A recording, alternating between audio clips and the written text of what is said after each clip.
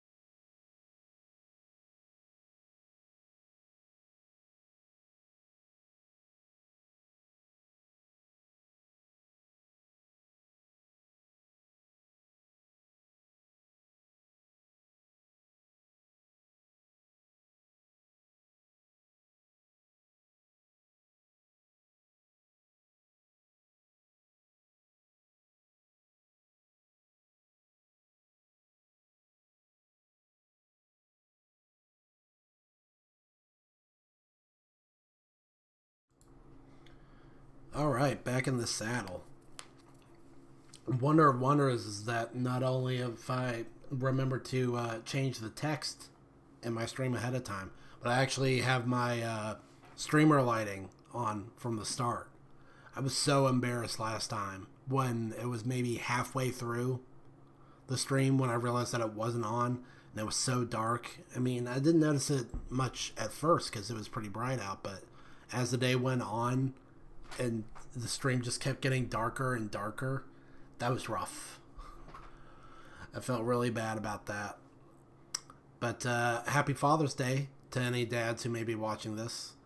Uh, Not much in terms of Father's Day plans around here. I mean, my dad just wants to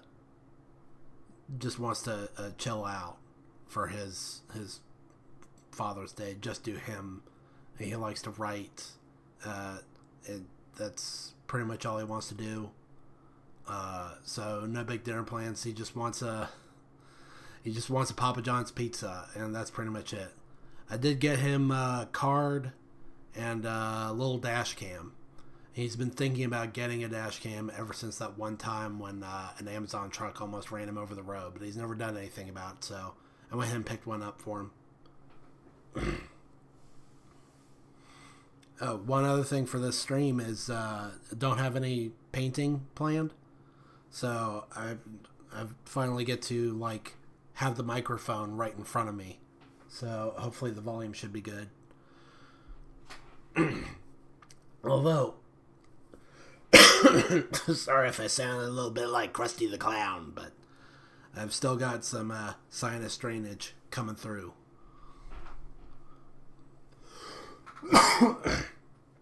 Been trying to shake it unsuccessfully. A lot has happened since the last stream. I mean, I won't get too much into the details. I don't know if it would be appropriate, but long story short, there was a bit where I thought I was going to lose one of my jobs. There was like some drama where I got angry at somebody and word got back to my boss. What happened was, I mean, I was off the clock and just driving home when I came to an intersection, and someone was just going to just tailgate their way through. They were going to blast out into the intersection regardless of right of way, and it just really got under my skin. What also got under my skin was so I saw what they were going to do. I laid into my horn to get them to back off. I went through. And then they decided that they were going to whip out behind me and follow me super duper close. And then just as I was about to make my next turn, they like whipped around super fast and pissy, and like it just bothered me a lot. So I did the thing I shouldn't have done, and I went to confront them because that bothers me. Bad driving really bothers me. I don't know why it is so prevalent. Way too many people drive like, I always say this, they drive like they got their driver's license off the back of a cereal box. Like they'll just hand out licenses to anyone, where they don't even seem to have the basics of the basics down. So I was really vindictive, and I went to challenge them on their driving, and my bosses didn't like that, and they thought they were going to fire me for a bit, but then they found out more about the scenario, and they're like, what you did wasn't cool, we're going to keep you on, but like you've got to you've got to remember to take your chill pills. And so that's all it was. But the killer was, it happened on a Wednesday. Thursday they called me into the office and they're like, you're kind of doomed right now. Like it's the big ultimatum, like quit or you're fired. But then he's also like, but if you want to fight for your job, we can set up an appointment with you, with the boss, my boss's boss. But it's not going to happen until Monday. And so my weekend was like, that weekend that I had off when I wasn't streaming was basically ruined. It's a good thing that I was not streaming because I was just devastated. I was going through a lot of depression and anxiety, not knowing what was gonna happen, not knowing what this meeting was gonna be like, what this person was gonna be like, because I'd never met them before. And so I was just racked with anxiety and guilt and depression, and it got me so psychosomatic that I wound up getting sick, and that's why I got a lot of this sinus drainage going on. I'm coughing, I'm nasally, I got a little bit of the Virgil voice going on. Scum. Die. Like, a little stuffy. A little stuffy. But the meeting happened, and the guy actually turned out to be really nice, and I got to keep my job. So now I'm back on track. And I feel like maybe I might be even a little bit better off than I was before. I've started realizing that some things aren't worth getting riled up over, because, like, even though I was really in the right and this person was really in the wrong, and I felt like that situation was just really dumb, like when it's all said and done, like I'm still alive. I still got my life. I still got my stream. I still got my jobs. Like I've still got a future ahead of me. You know. That's how I felt about it. One of my favorite. No, not even one of my favorite. My favorite Green Day song is Still Breathing, head and shoulders above the rest. And I know that's a weird pick. I think a lot of people would pick something more typical like American Idiot, Boulevard of Broken Dreams, Holiday, Longview, Welcome to Paradise, one of their big hit singles. But for me, it is Still Breathing all the way. Because I really connected with the message. I mean, I don't know if this is the message, but the message that I got is basically, as long as you're still breathing, you still have a chance to turn things around and make things right. And you should be grateful just for that, basically.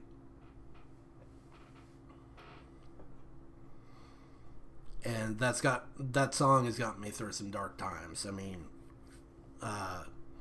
back in like 2020 to 2021, that was still rough. That was actually when I fell in love with that song, was in 2021 when I heard it live for the first time. And I just haven't been able to hear that song the same way since. It has so much more gravity to me now after hearing it live at a time when things really were not going my way.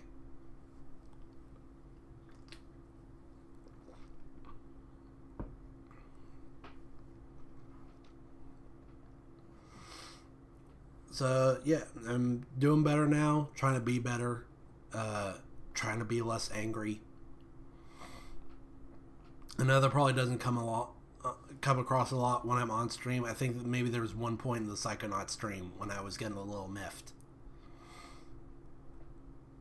When the dodges in that game are just a little bit stiff, and I wound up running my character over a cliff that way.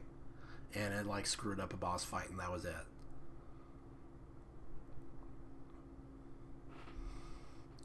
So that's what's going on. You like the Cowboy Bebop shirt?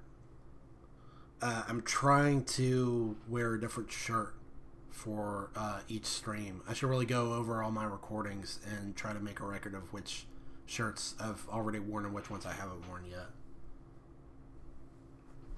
I've got a lot. I've got a full wardrobe. Partly because I don't really let go of my shirts. I keep them around for a long, long time and really wear them out.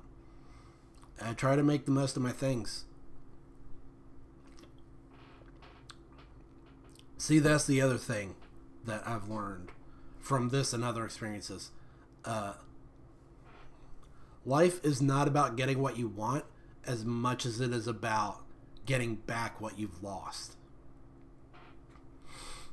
Where there were times when life just tried to screw me over, tried to take things from me, and I fought to get them back. Like it tried to take my phone from me, so I saved up and got a better one. It tried to take my car from me, so I saved up and got a better one.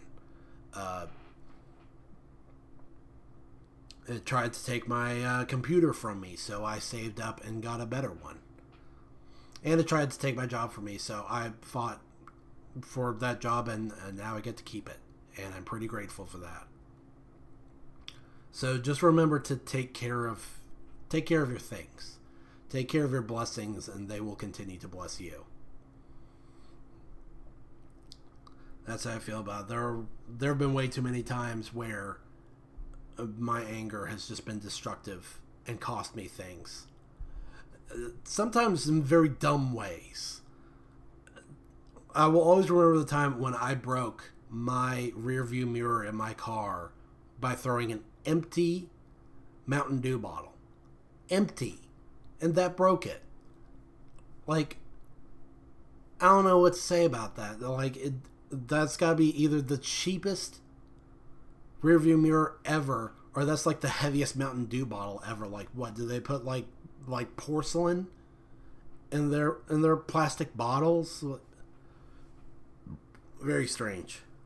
Very strange. But at the same time, it was totally my fault because I just lost my cool. And I wanted to throw something, so I picked up an empty Mountain Dew bottle that was still in my car, and I thought I can throw this and not damage anything. That turned out to not be true.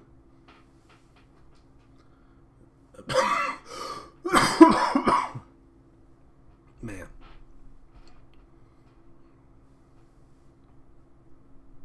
It's also been a depressing weekend because of like this little news story that broke.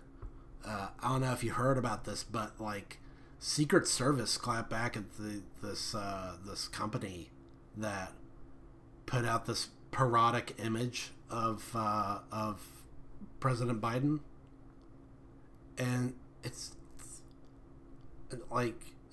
honestly unbelievable. I'm almost speechless. It's hard to put into words how unacceptable it is. Straight up unacceptable. Now, I caught word of it. I don't remember how I caught word of it, but I mean, this guy, what's he called? False ID or whatever. Like VTuber, like news anchor type guy. He talks about it. Also offering up a And I'm not going to put my headphones on because I already pretty much know the story. And this is like skipping ahead in this broadcast just to the part where he talks about gamer subs versus Secret Service. I mean, you can see the image right there on the screen. I mean, it's not necessarily like offensive in any way. It's honestly pretty tame, but for whatever reason this just totally got under the skin of the US government, and so the Secret Service came after these guys with a C&D with completely ridiculous pretenses, like just trying to read this. Oh, it's like, oh, unauthorized, and like, when, excuse me, when did you need authorization to like make fun of someone? Like, it's a parody, and a pretty tame one at that. I think people have found much worse things to say about Joe Biden at this point, and have made much more like harsh, mean-spirited depictions of him. But inaccurate? Like, no kidding, it's inaccurate. It's a joke. It's a parody, an exaggeration. I don't get it. And this may present a misrepresentation of the president detrimental to national security. Lies. Straight up lies. This is not detrimental to national security in any way. Like, I dare you to tell me how. Detrimental to public perception, particularly during the upcoming election. Oh no. Like, who cares? Who cares about the election? It's not that important. It's really not. I'm going to say that. People act like it is, like it's the end of the world. It's not. If anything, like, presidential candidates are under more scrutiny during election period. This is absurd. Like, presidents by now should be used to being the butt of the joke. They really should. That they present a misrepresentation of the president, which could be seen as detrimental to national security and public perception. But for whatever reason, this guy, he thinks that he's above it.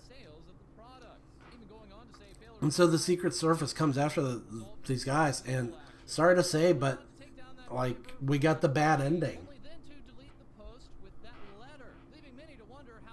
We got the bad ending, and these guys had to like take down their product. Now they put it right back up with like a different label, but the point is that it's different. It changed. They had to change it. Now it's Joe Biden with like Groucho Marx glasses on, which would not have happened if the Secret Service hadn't made a stink. And like, this is just like different people like memeing about it, like cracking jokes. I honestly don't feel like the public response is appropriate. Like, people are just effing around and like, that's the new label. Like, good job. Just, I feel like people don't appreciate the gravity of this, and it's not because I'm upset that I like I don't get the energy drink that I don't care about and will never buy with the label that it originally had. I don't care about lean. I don't care about gamer subs. Never heard of these guys before in my life. The problem that I have is just the president that it says. The president that it's okay that if the government doesn't like what you're doing, that they can just step in and C&D you like this, and you better comply. Or like, and I quote, Failure to comply with this cease and desist order will result in further legal action, including but not limited to injunctive relief, civil penalties, and other measures deemed necessary to protect national security interests. Like, but by who? Like, butthurt babies? Come on, this is absurd. This is unacceptable. I can, like, and don't get me wrong, okay? Like, this is not suddenly becoming a political channel. I'm generally apolitical. I don't pay much mind to the government or its policies unless I feel like my daily life is being affected, or like my principles are being challenged. And this is definitely a case of the latter. Like, I love freedom. It's kind of the tent pole to like my whole philosophy. Like, freedom is, to me, is the most important thing in the world. The First Amendment is my favorite amendment, and then these guys just come along and they crap all over it. The Secret Service just comes along and basically just wipes their ass with the Bill of Rights. This is absurd and sets a dangerous precedent. I really worry about what the future is going to be like if this behavior is tolerated by the public. This should not be happening. It should have never happened, and it should never happen again.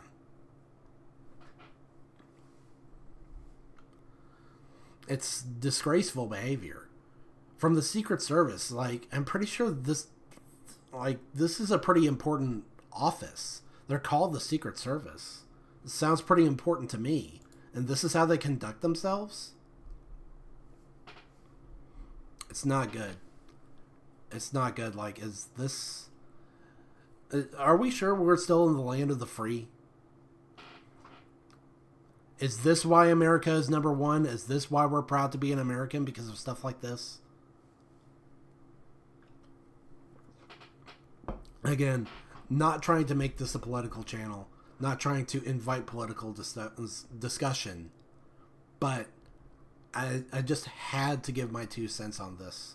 Because it is so absurd. So inappropriate. To just defile the First Amendment with complete irreverence. It's awful. It really is. And people aren't treating it as seriously as they think. I think they should.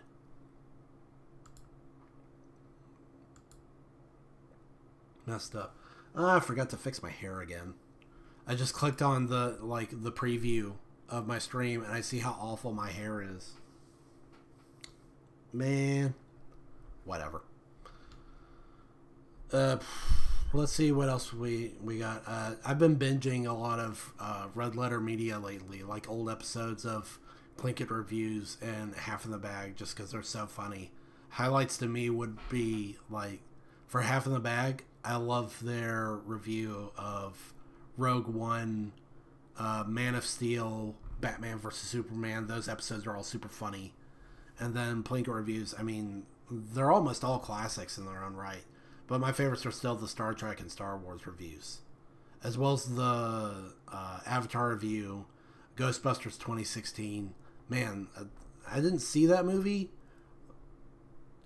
Like, it definitely didn't look good. But I think the ultimate sign that is a truly bad movie is people don't even talk about it anymore. Like, it has not made any splash in pop culture at all. No lasting contribution to the zeitgeist. It's just a lost relic, really. Like, bad movies with good parts to them, people will still talk about long after the fact. Or maybe it's a movie that's so bad that it's almost like a case study. Like, people want to examine how and why it is bad, the way it is with The Last Airbender. In cases of, like, movies that are bad but with good aspects to them, like the Power Rangers movie. Obviously, I love Power Rangers. I've streamed the Once and Always special. Pretty sure I wore my Power Rangers shirt on stream at some point.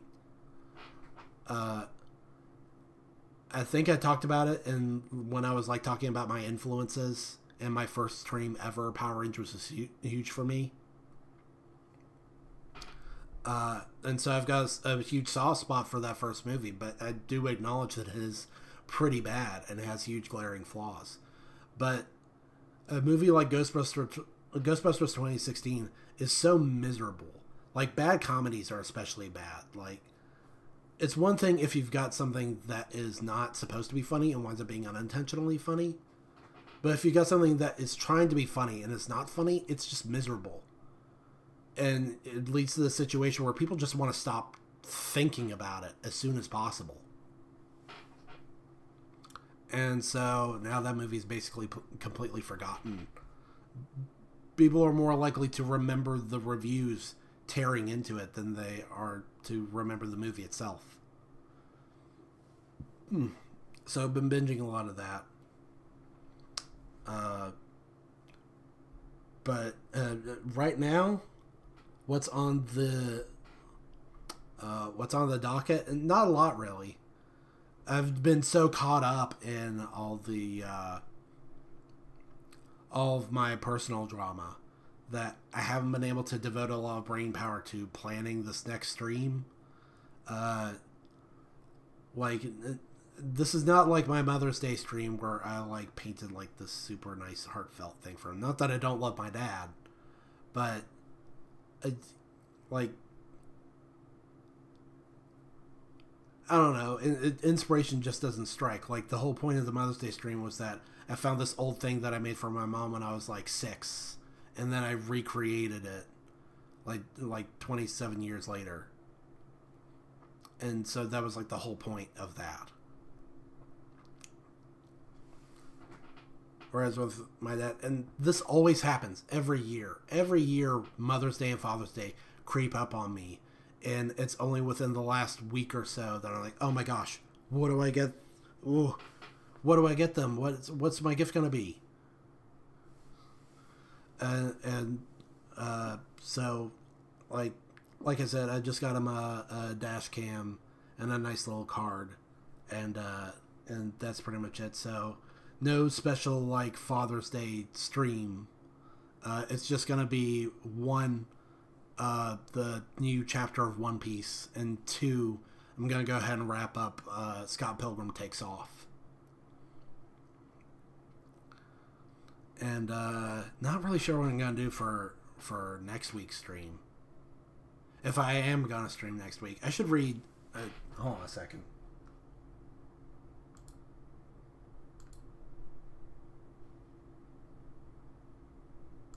Let me change my text. I should go ahead and read the One Piece stream and see if there's going to be a break next week. Oh, this is awkward. This is awkward because, like I said, I've got the mic right in front of me, so I'm like typing around my microphone. So that's why it looks weird, like why I've got my arms like way out here. So I figure I'll go ahead and dig into that right now. I don't know a lot about this chapter. In fact, the only thing I do know about this chapter is that Zoro does something. That's the extent of my spoilers on this. Which is promising. Because I'm not going to pretend like I'm the biggest Zoro fan, but if there's one thing I do know about Zoro is that he's all action. So maybe we'll get a nice reprieve from... what we've been getting for the past few chapters, where it's lots and lots and lots of talking from Vegapunk. And I appreciate it. Getting lots of, like, knowledge bombs and stuff, and, like, this huge info dump has been hotly anticipated. There was lots of build up to it. But it's starting to wear a little thin. Starting to outstay its welcome. So we'll see what this new chapter is like, if it brings anything new to the table. Chapter 1117, Mo. Great chapter name. Very descriptive. I'll be interested to see what that means. Okay, more Yamato, more Hyogoro? I don't remember Hyogoro having like a dirty little mustache. That's interesting. Only Child, Yamato, and the Holy Inari Shrine Pilgrimage, Volume 7. Still don't know what this Inari Shrine is. I feel like maybe I'm supposed to. Like, I need to look up what the word Inari means. Time to visit the honorable world of the Yakuza. Is that what Nekomamushi is doing right now? Is he taking over as boss of the Yakuza or whatever? Art's looking a little scratchy, honestly. Weird little ink stains. And Nekomamushi's right paw is not looking much like a paw. It's looking like a human hand. A little weird. A little bit. Oda says, Sekai no Owari had an amazing concert as always. The production and the atmosphere was very warm and fun. I thought he already said something to that effect last time. Maybe I'm misremembering. Pirate Island. Wow. Pirate Island. Ambition always fuels the hearts of true warriors. Great. I think I read that on a fortune cookie once. Does that mean there could be a bunch of treasure down there on the ocean floor? Yes, absolutely. This is something that I was thinking about just recently. With how much bad weather dominates the One Piece world, like really turbulent, unpredictable weather patterns, compounded, and then on top of that, there's the tunnel that people have to go through just to get to the other side of the world. It makes me wonder, why are there not more submarines? You would think there would be more pirates with submarines, more Marines with submarines, more just regular seafaring citizens with submarines. You would think they would be wildly in demand. I mean, I know building a submarine is hard. It's got a lot of challenges compared to just building regular seacraft. But, I mean, there's just so much... Is that Pearl? Did anybody else see that? Like, I think I see Pearl in the background.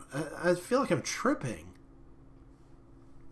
Pearl seriously made it a cameo? I'm pretty sure that's... Look at the guy with the big pauldrons over to the right. Is that another Dawn Creek pirate? Pirate Island. You mean Hachinosu, right?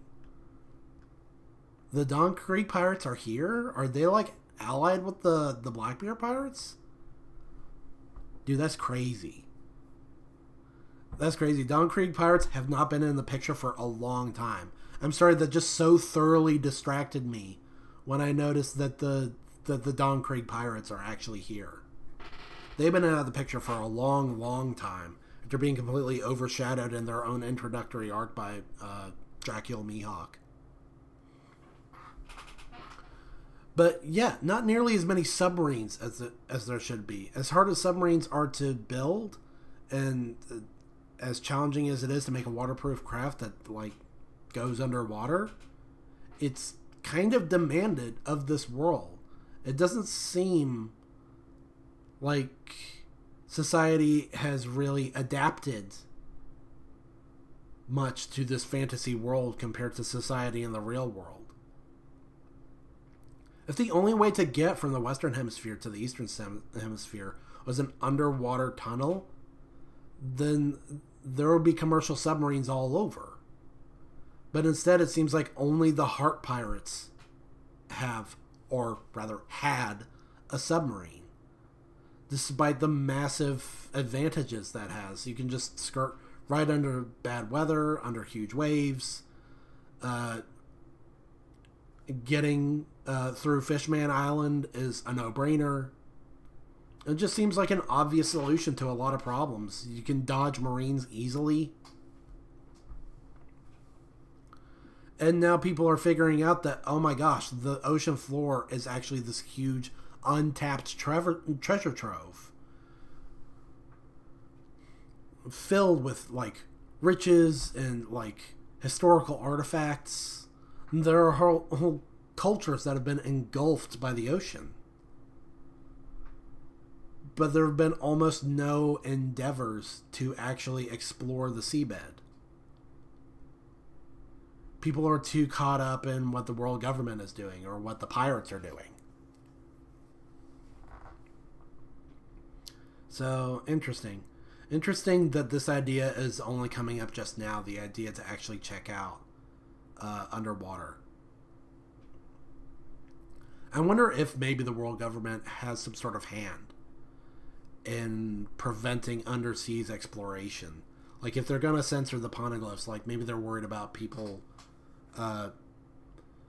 going on archaeological expeditions underwater and finding stuff.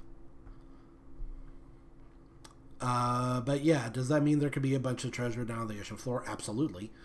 You pea-brain, it's not like the world is full of cities of gold. Are you sure? Are you sure? Because people were pretty sure that there were no cities of gold, until they found one way up in the sky. There's Shirahoshi just chilling, and it seems like she's swimming right through these legendary ancient cities. So, hold on. Now I'm kind of realizing that there are like amphibious people, and they haven't found any of these crazy ancient cities or reported any of their findings. It's all 200 meters deep. You'd be sea beast chow if you went looking. I suppose that's true. Like, sea kings are not the only giant sea monsters. But ain't there ships that can dive? We'd have better luck trying to court some mermaids. How the devil would we afford one of those? I'd do anything to me. Oh, maybe that's what it is. Maybe the world government is controlling the market to where submarines are harder to afford, harder to build.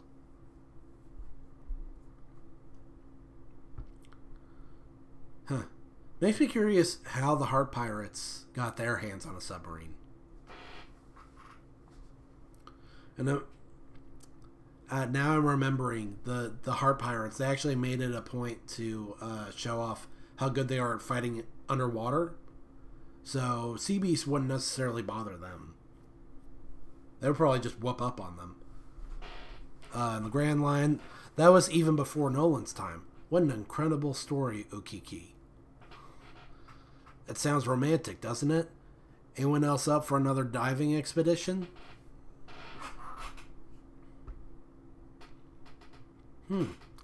That's an interesting connection. These guys actually have been doing diving expeditions. I mean, that had more to do with finding the lost city of gold. But it does make you wonder what else they could find on the ocean floor. GS, Navy General Hospital.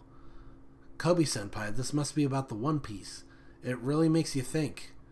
I'm gonna pass out. I'll write everything down later. It's hard to keep up with all these thoughts racing around my head. I just saw the captain. His recovery's going well, but he wants his space. Hey, things are really coming to a head, aren't they, Prince? Yeah, it sounds like we're gonna get some hard-to-hear answers soon. It's our turn to step up. Hey, it's Diaz Drake. We finally get to see him. I didn't think he was dead. I was pretty sure he survived. I don't think Hawkins survived. I kind of hope that he didn't. Like, that character was not used very well. It seems like a huge waste. Might as well just discard him. Kill him off. Get him out of there. I mean, Hawkins versus Killer goes down in my book as one of the worst One Piece fights ever, because it was so incoherent.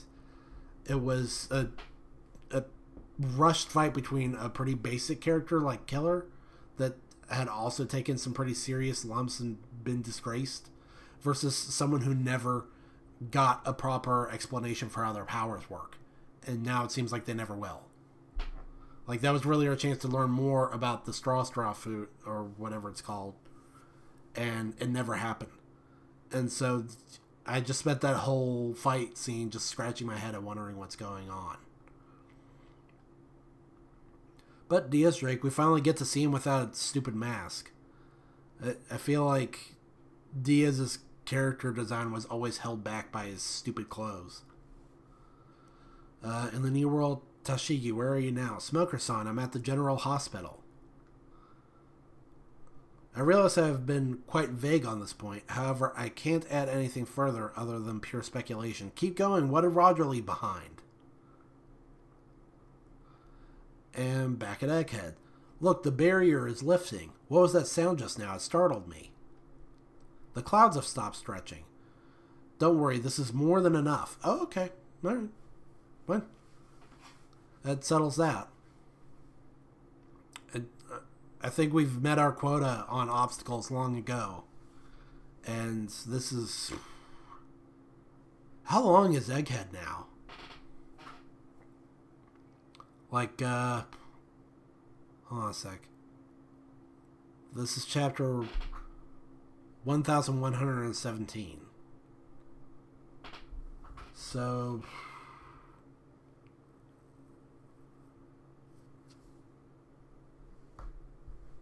No. Chapter 1017, we were still deep in Wano. So, I mean, it hasn't been 100 chapters yet, but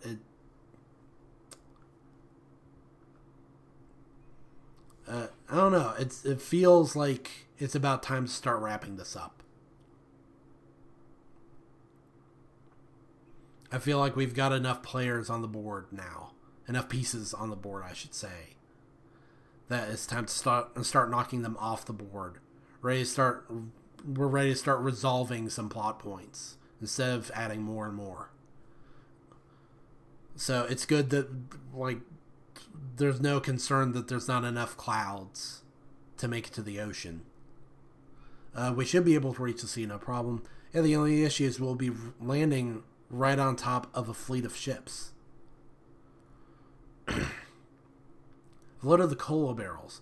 We can blast off at a moment's notice. Great, but Jinbei's still not here. We're close. We wound up chasing after a strange monster. Huh? This is no time for detours. Get over here now.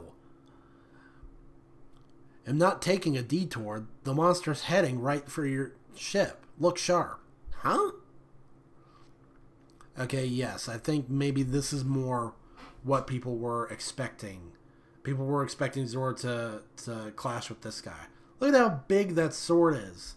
Swords trip me up in One Piece. Can I just talk about this for a second? What is up with the scale of weapons in One Piece? Does anybody remember how Oda was like this huge guy who was a user of the two full-size sword style, and Enma was like this gigantic blade, and then Zoro gets the same sword and it fits his hand just fine? Does that make sense to anyone? I would really like an SBS to touch on this. For Oda to be like, by the way, weapons are affected by Haki or Devil Fruit powers or whatever, to where they can change size. Because it's really the only way to reconcile the massive difference in size between Enma when Odin is holding it and Enma when Zoro is holding it. It's bizarre. I'm pretty sure normally Vinastro is a pretty normal sized guy when he's not transformed, but now that he's huge, his sword is too. Strange. And maybe we're just not supposed to think about it. Oda's never been that great with proportions anyway, with characters getting bigger or smaller, ships getting bigger or smaller. I remember seeing Going Merry in the manga for the first time being tripped out at how small it was, especially compared to how small it is, or rather how big it is in the anime.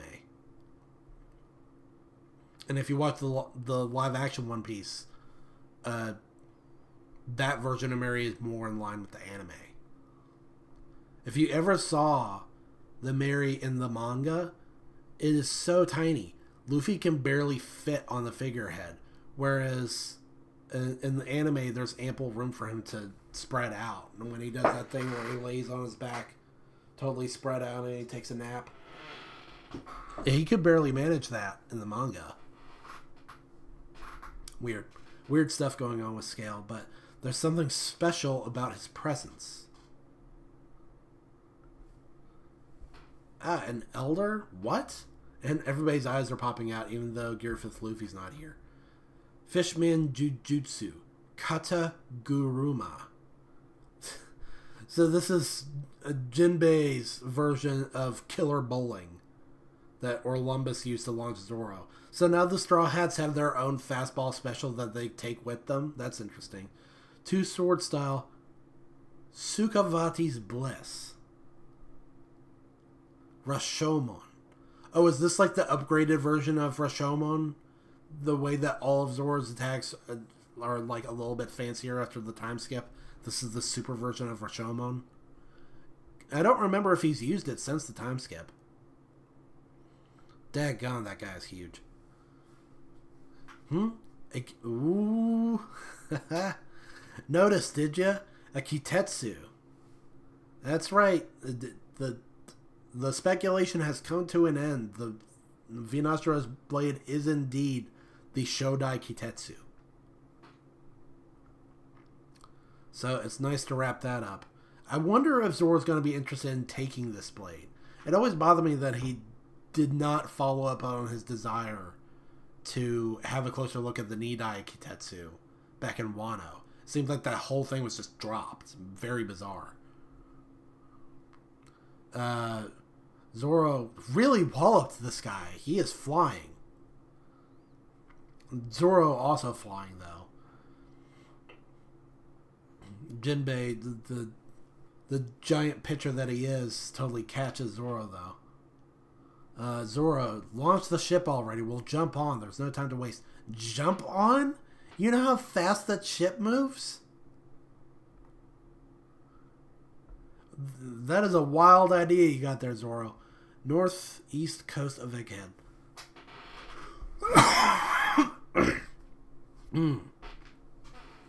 Straw Hat's still not here? Hurry, we can't hold him back much longer. Sink that ancient ship of theirs. Remember, it's just one vessel, even if it does look like it came right out of a legend. Our signal isn't getting through all this. Luffy, we're here. Get ready to set sail. There's no mistaking that loud voice of his. All right.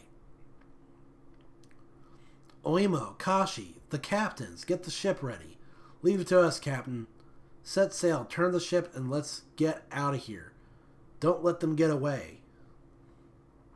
I'm getting a little nervous now. Now all of a sudden it's like problems are getting solved too soon. All of a sudden everybody's in the same location. They're getting ready to take off, and that's it. They're just going to run away, and that's going to be the end of it. Now I'm starting to feel like there's going to be at least one other obstacle. Like something catastrophic and unprecedented is going to happen. That's going to draw this out more. More giants fighting. These pirates are from over 100 years ago. Don't be scared of fossils like them. Okay, that's an interesting perspective, but that also means that they have over 100, over 100 years of fighting experience. Shake them off, you bastards. This is impossible. Gah. Fall back. Get all the remaining ships in formation. Give it everything you got. Ooh, I'm still burping a bit of my fried chicken lunch. It looks like the giants can swim, by the way. That's kind of a huge factor, actually. If these giants don't have devil fruits and they can swim, they could be a serious threat in the water. Talk about sloppy. You're all meant to be paragons of justice, remember? Don't settle for being another face in the crowd. Step up and be a star. Vice Admiral Bluegrass. Whoa, she punched a hole in the hull. And I'm going to punch one in you. Aw, here comes Doll. Man, she does not get enough panel time. Rock and Roll Blaster. That's a great name for an attack. It's just too bad we don't get a better look at her ass. Anyway. Wow, Vice Admiral Dahl. Her ferocity always sends shivers down my spine. Kashi. Keep going. So what if they're freaking giants? What the... Wasn't that board just behind us a second ago? That's great. Now we just gotta worry about boarding the ship. You said it. It's high time we set sail. Gababa. Where did he go, though? Wow. Wow, 4 of the 5 elders are teaming up on the Iron Giant. I have one last message I wish to impart. Oh yeah, that's right. The broadcaster thingy, the Iron Giant is protecting it. I take that to mean that it's actually inside the Iron Giant. I have one last message I wish to impart. It's for those of you who are scattered all across the world. Wait, is that? Yes, it is the very Iron Giant which rampaged through Marie-Joisie 200 years ago. There can be no doubt of that. Those of you who carry the letter D... Oh, boy. Nope. Broadcast is getting cut off. That's what the title of the chapter is going to be. He's going to try and say something and it's going to get cut off. Those of you who carry the letter D in your name, curse you.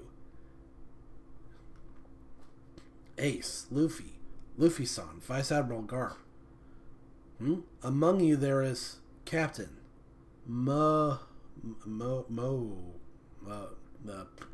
whatever. It's in Japanese he gets cut off as he says Mo. This could be the start of an unknown word, or it could be the particle for also. Huh. Among you there is also, or among you there is Mo.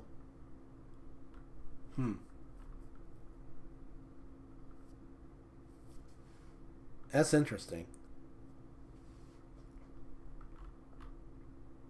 It's very interesting.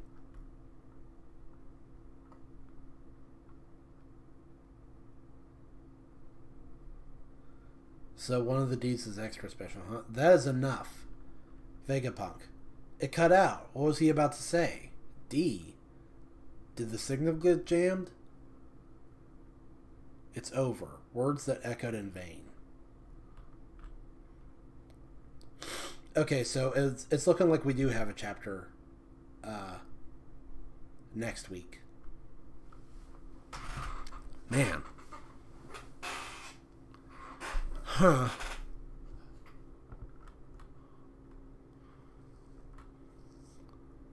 Among you there is... Man. No point in dwelling on it. I can't begin to guess what Vegapunk was trying to say. Just that he knows something about the D's. And that they're connected to all this. Which we pretty much already knew. Granted. Alright. That chapter was better than a lot of the chapters we've been getting. So while I appreciate the knowledge bombs, this has a better balance of information and action. Way better.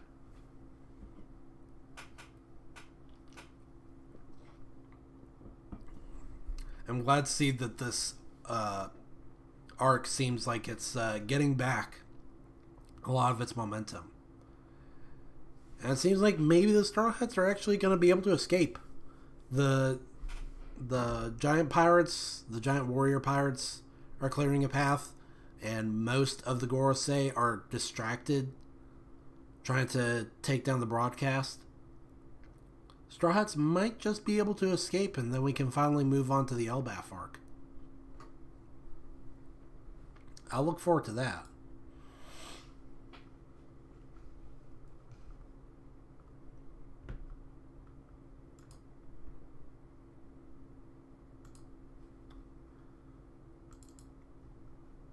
But now I think it's about time to wrap up the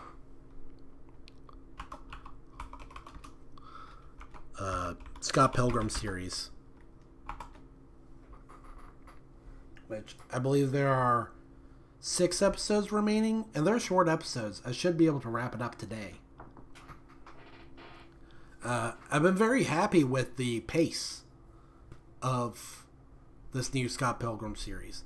It seems like lately a lot of new series blur the line between a traditional series and like a movie, where they've got these really brutally long episodes. I still remember watching the first episode of The Boys and thinking, daggone, this is like a whole ass movie. And this is supposed to just be the first episode? I enjoyed it, but still, it was so long. I did not feel like I was ready to sign up for more of that. I'm really apprehensive about getting committed to long series, especially if they're still ongoing. And I know that's ironic coming from someone who's a One Piece fan, but One Piece is kind of why I'm like that, actually. Where I jumped into One Piece with no idea of how long it was going to be. Back when it first started airing on Toonami.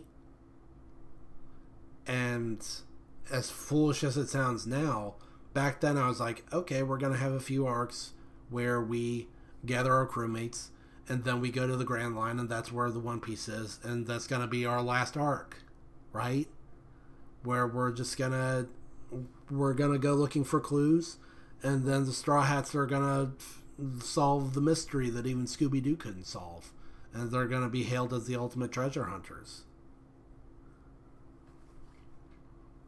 I had no idea that I was signing up for another 20 or 30 years of One Piece. Like, how long ago was it that I said One Piece is wrapping up? Who said that there was going to be 5 more years of One Piece and that's it? Was that Oda, or was that a fan? I think someone was trying to crunch the numbers and say, this is the final saga based on the average length of sagas, and based on previous statements, we've got these many more years of One Piece to go. And I don't really remember when that was said, so I don't know. We've got to wrap up Egghead and Elbaf, and then who knows after that.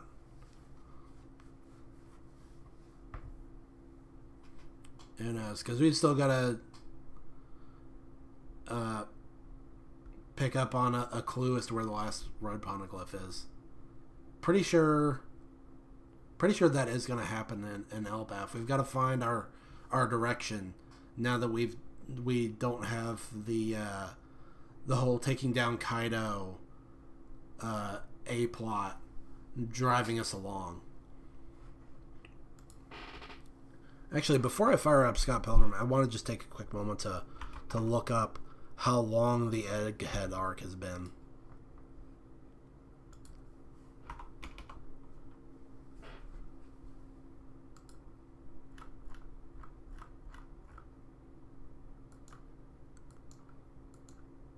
Egghead, come on. Come on. That's not true. It's saying it starts at 10:58. That's not actually true. No, what's going on here?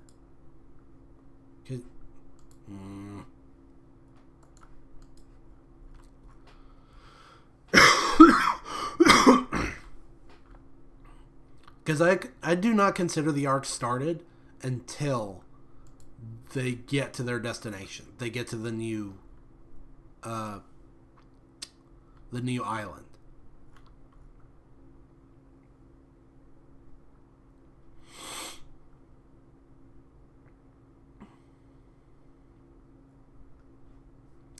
Because, yeah, chapter 1059, almost as soon as we leave Wano, we immediately flash back to Wano.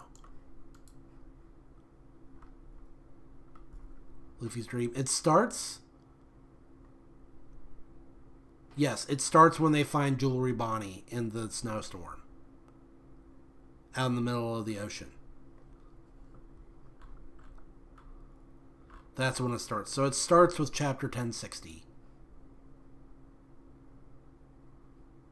And so it's been... Bring in my calculator. I'm sorry. Ironically, ever since I took my calculus class, my arithmetic has gone way, way downhill. To where I genuinely struggle. Okay. 58 chapters. It does not feel like it has been 58 chapters. It feels like it's been 100 chapters. Which is kind of sad to think about. I remember Egghead firing up and thinking that it was the most kinetic arc thus far, where it had this huge unstoppable momentum. And then it seemed to kind of stall out. Where, oh no, Vegapunk's missing. Oh no, we gotta check in on all these B plots. Oh, we've got to make this broadcast. And it's gonna be 10 minutes. We gotta wait for the broadcast, and they're trying to stop the broadcast. We gotta figure out how to escape. Lots and lots of things bogging the arc down, and it seems like only just now we're finally getting back to having that momentum.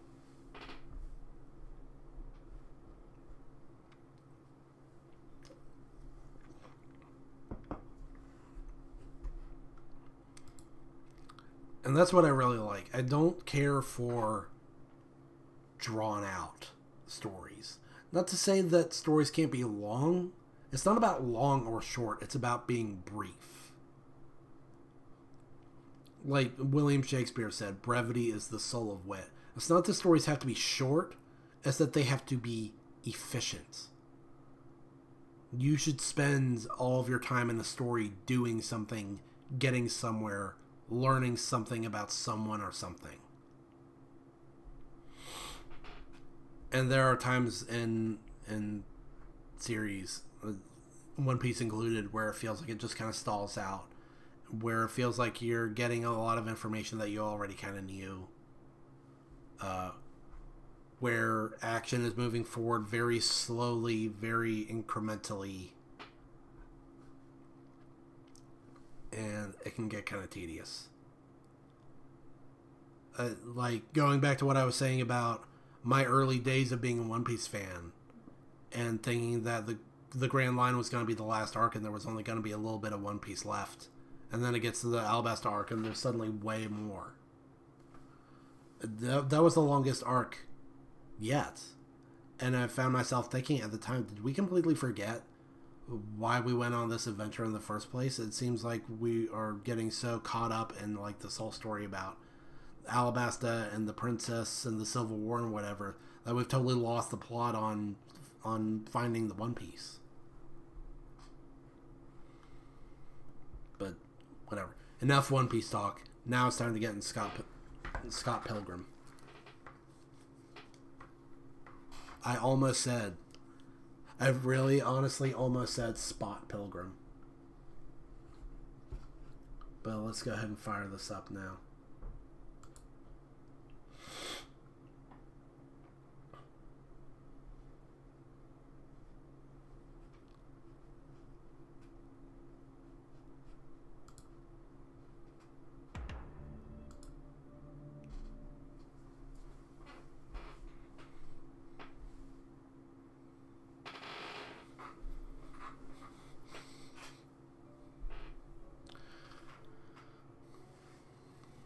I mean, interesting developments last time. Some unexpected focus on Matthew Patel, where it seems like he's slowly taking over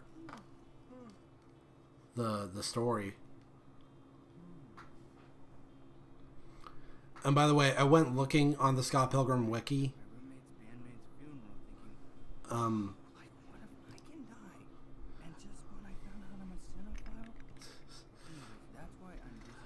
I went to the Scott Pilgrim wiki to look for something to use as a thumbnail, and I got like a little teeny tiny bit of spoilers on what happens next. Not much.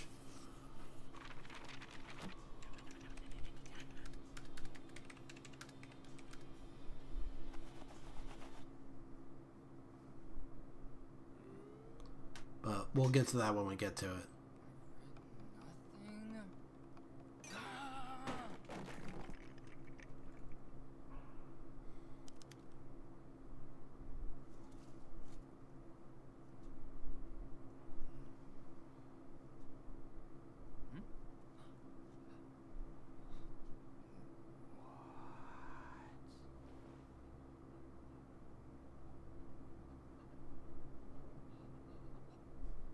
Okay. That looks cool. That looks like a Jet Set Radio character.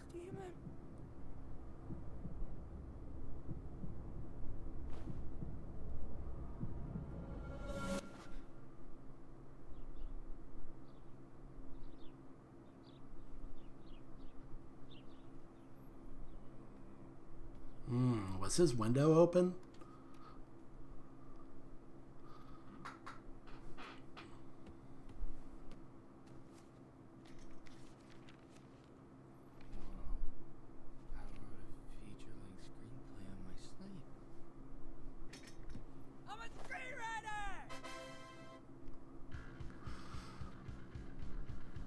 Talking about movies, huh? So I'm guessing Lucas Lee is going to get involved at this point.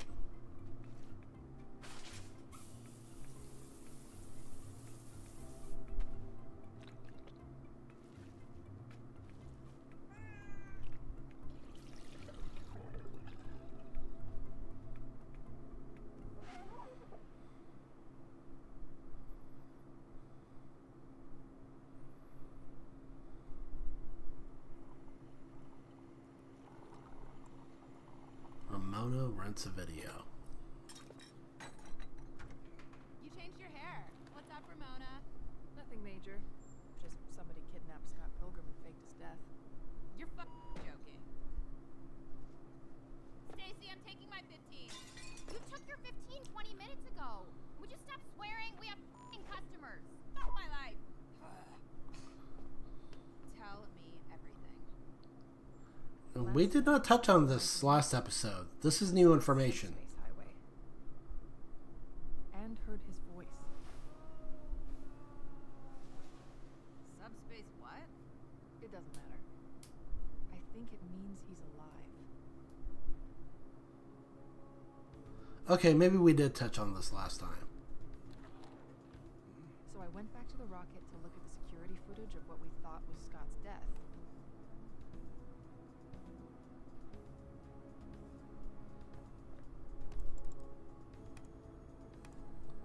Was there like a trap door or something?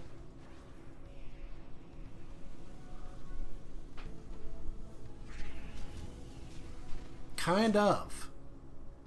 Someone grabbed him and pulled him into a portal.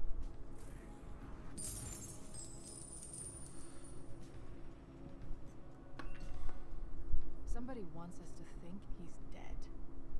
I knew it was too good to be true. Can I get a croissant? Wallace, have you been out all night? Did you say Scott's alive? Yeah. Trippy.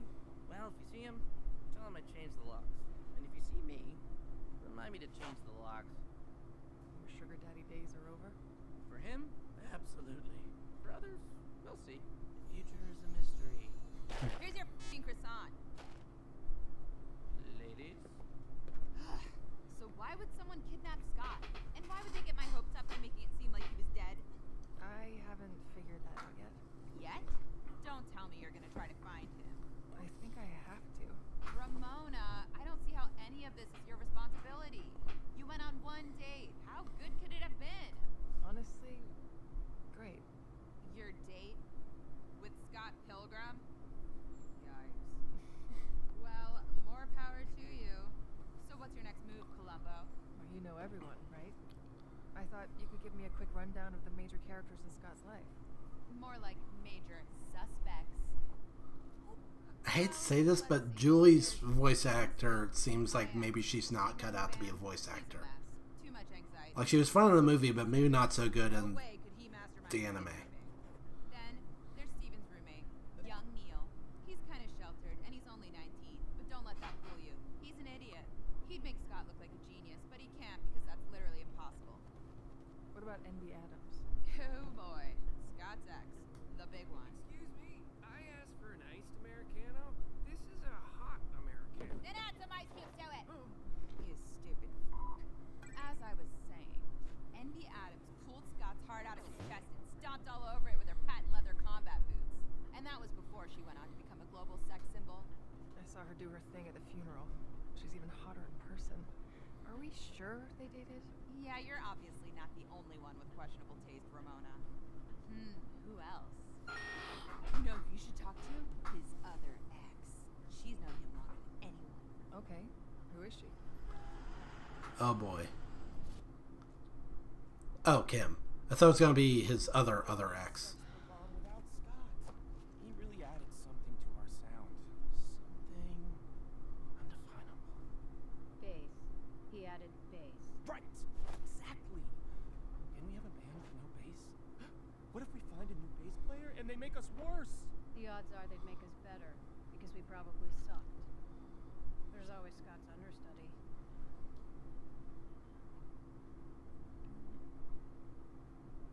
No, Oof. I fear change!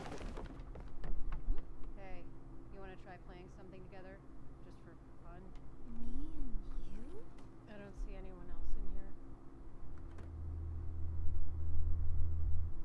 How long have you been playing the drums? A long time, since I was 14. Drumming's a great outlet for my emotions. Rage, mostly. Wow. But how do I know which notes to play? It's up to you. That's why they call it play.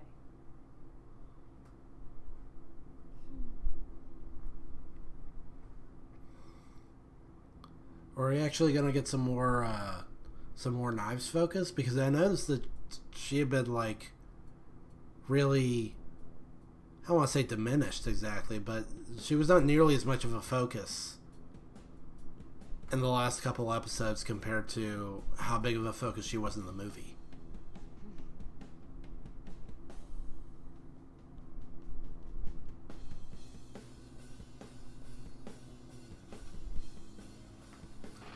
I'm actually going to go ahead and scoot my monitor up because a little bit of the screen is getting blocked by my mic.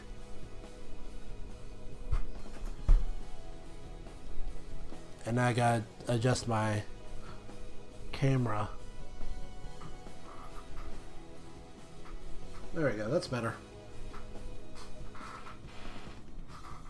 I got to unfold my legs though, my feet are falling asleep.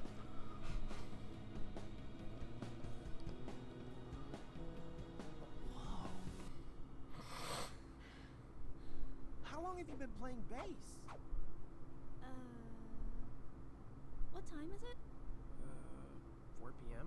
Oh, then 4 hours. I'm late for work. Have you ever thought about collaborating with a seasoned songwriter?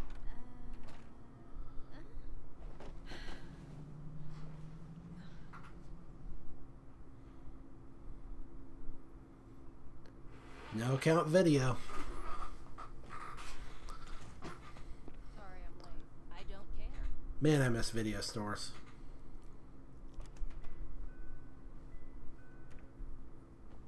Blockbuster was a huge part of my childhood.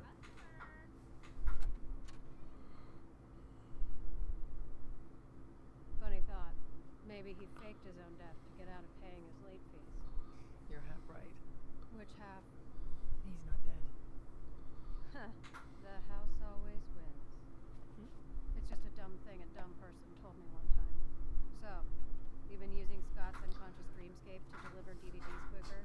I don't remember the Person inclined to the understand that. name of Complicated concept. who's the cashier at No Count Video if they ever said it. She's got cute design. No. Video stores. Julie said you knew him the longest. When did you meet? You told me you were good at drawing. Maps are hard. If I had to draw a sheep, though, I'd draw perfect. The sheep? Draw Draw me a sheep. That's the worst sheep I've ever seen. What are you talking about? The sheep is excellent. He was always an idiot. But one thing led to another, and to my continued embarrassment, Scott Pilgrim became my first boyfriend. Is Scott drawing you a sheep your most romantic memory, or? There was this one time I was kidnapped by a rival school, and Scott had to fight through an entire army of teen jerks and their leader Simon Lee to rescue me. That's a romantic memory. Yeah, but how romantic can a memory be if things ended terribly? Yeah, that was the premise of the first Scott Pilgrim animation. That'd be a good sign. He's at least a lovable idiot, right? You like him, don't you? There were sparks. Ugh. You're in trouble. Why does this always happen to me? I don't know. Maybe you could ask one of your 7 evil exes.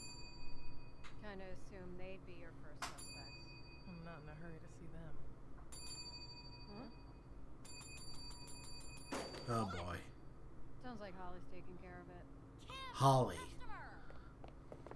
Oh, huh. This is unexpected. Well, you better get better at expecting. You two know each other? We were college roommates. And more! And more. So, you're... Roxy Richter, Ramona's 4th evil ex. Okay. 4th? What about 2 and 3? 4 ain't nothing but a number, baby. Besides, legalize and ruin. So, here I am. Rocks you like a hurricane. Why are you even... Shh, shh, shh, shh, shh. I'm here for us, Ramona. First in line to win your heart, because I have something the others never will. Which is what, exactly? Emotional intelligence. None of these boys know how to talk about their feelings. What you fail to mention is that when it comes to feelings, you're... Voice actress for So unfair. Roxanne Impossible to talk to. You want to talk sounds about like feelings? Start talking. one of the actresses Better idea. from Let's fight about 'em. Roxy Richter versus from Psychonauts. Whoa! When you go into Gloria's mind.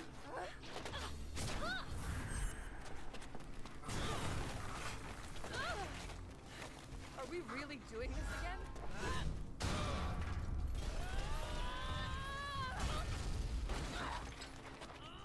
Man, I don't remember Ramona's hammer being that long.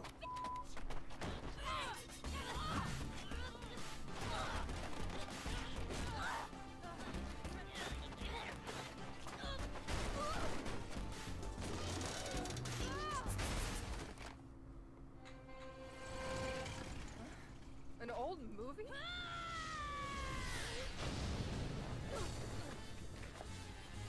Come on! If it's an old movie, then why is there sound?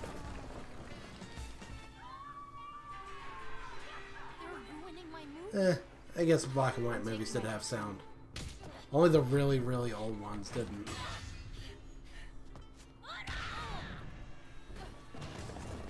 I guess that was a stupid thing I said. You're done.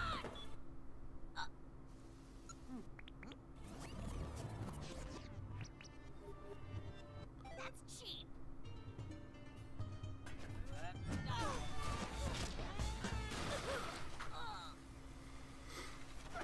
That was a neat little scene.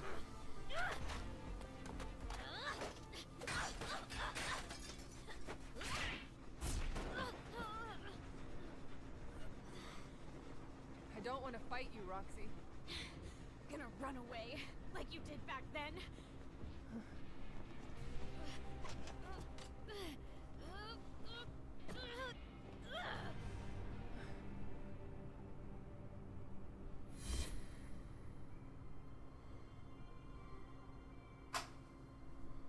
Roxy,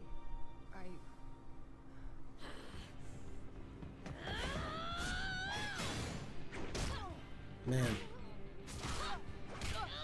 We never did learn much about their relationship.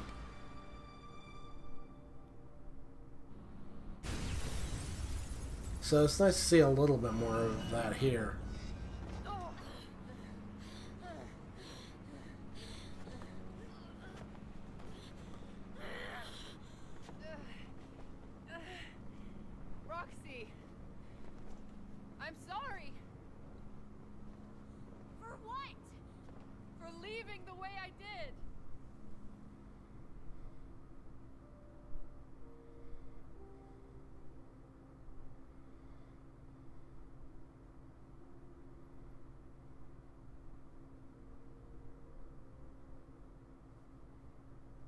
Man. Ramona's old hair looked nice.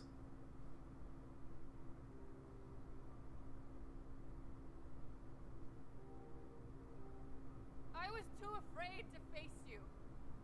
So you left without a word? You made me feel like nothing. You were afraid? Good for you. All I wanted was for you to see me. I'm sorry. Apology accepted. But that doesn't mean I'm gonna let you win.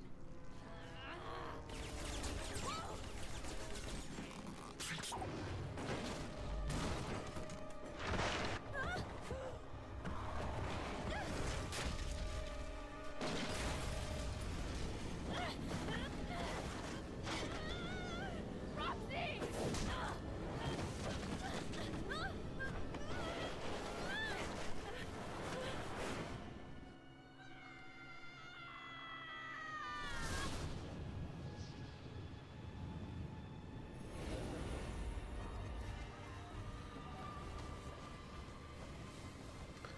Now I'm thinking of that one time they're falling down in Amazing Digital Circus.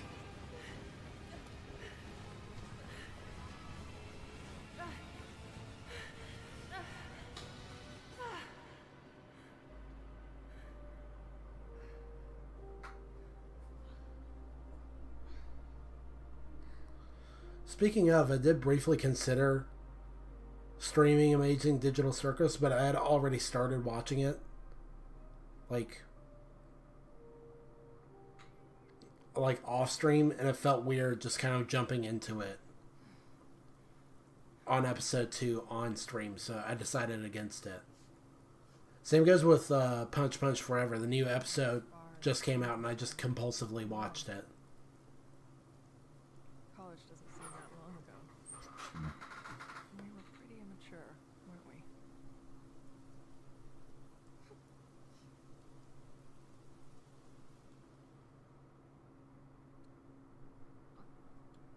You know, I can't remember the last time I just hung out with the girls. This is nice. The snacks aren't free, you know. Come on. Fighting makes me hungry. You were really kicking my ass. You're not just saying that. I never just say anything.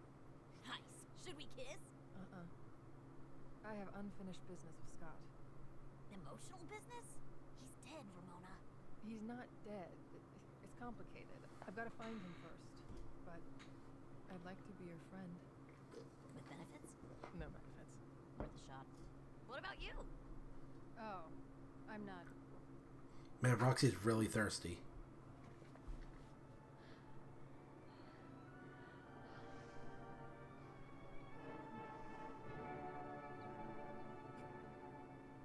No sparks. Worth a shot. What about your hot coworker? Is she coming back? Okay, it's time for you to leave. Roxy has good taste. Whew. At least I have one less suspect. Well, they just watch Robin Hood or something? This was a productive day, as far as fights are concerned. Almost said Everybody needs Robin closure. Hood. That's why they call it closure.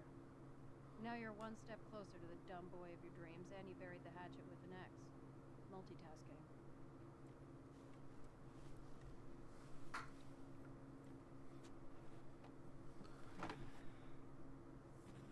Ugh, don't tell me I'm gonna have to do this with all 7 of them. Hollywood legend Lucas You Lee. put that in a very weird way, Ramona. Unfortunately. Damn, Ramona. I know he's a handsome, big-chested, devil-may-care Hollywood D-bag, but is he evil enough to kidnap a dude and fake his death? Only one way to find out.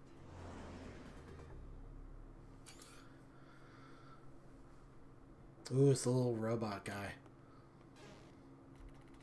My mistake. Thought you were a garbage can. Sorry. Yeah, I'm surprised the episode about movies didn't actually have Lucas Lee in it. Not yet, anyway.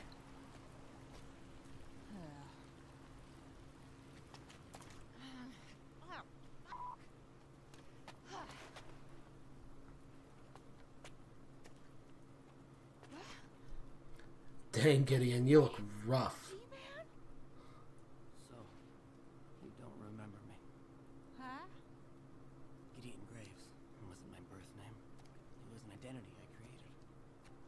Hold on.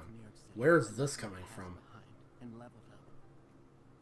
But back in the day, you knew me by another name.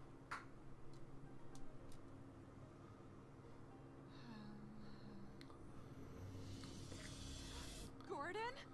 Gordon Goose from North Bay, Ontario? Is this canon? Did Brian sign off on any of this? You may be the only one who does. Truly, I've lost everything. My empire is gone. My billionaire friends have shunned me. Even my millionaire friends have turned their backs. I couldn't even get a reservation at McDonald's. They laughed at me when I called. So I spent the last of my pocket money on bus fare to Toronto, just to see one sympathetic face.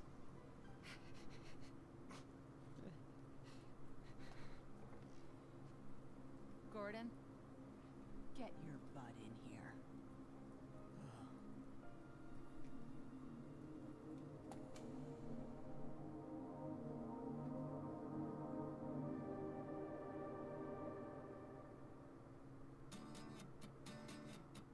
Yo, trippy. Wait, hold on. What did that say?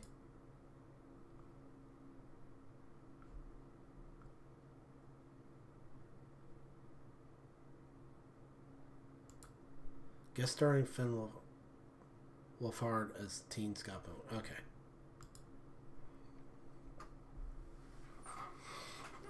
Alright. No more unexpected direction from this anime. Is it an anime? I'm still confused.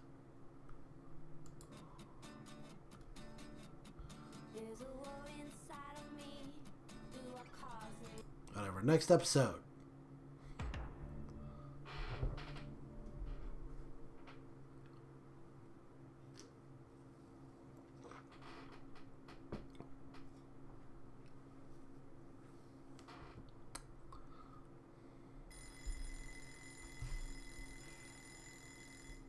Now we get to Lucas. And he wears glasses. That's Neil. Oh, bro. Do not skip leg day.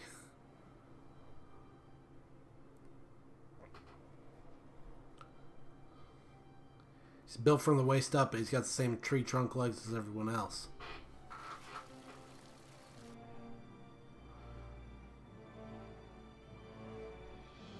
Glendale, California.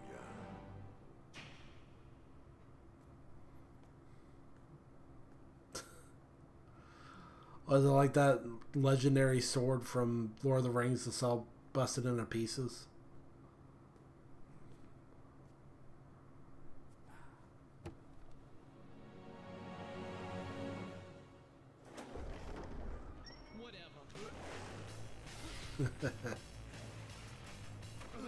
Oh man, it's been a long time since I heard this song. And I'm like, whatever. And this chick comes up to me and she's all like, hey, aren't you that dude? I'm like, yeah, whatever. So later, I'm at the... Although I'm used to the Flash animation where it's based on the, is this some sort of Christian magic meme? If anybody remembers or even understands what I'm talking about.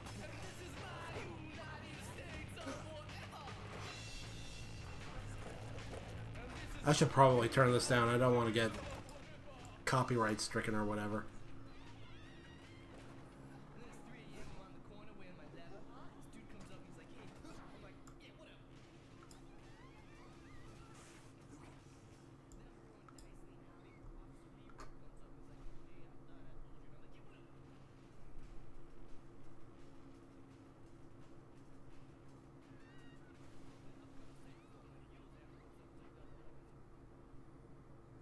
The dude with the blonde hair looks familiar somehow. He's not a recurring character, is he?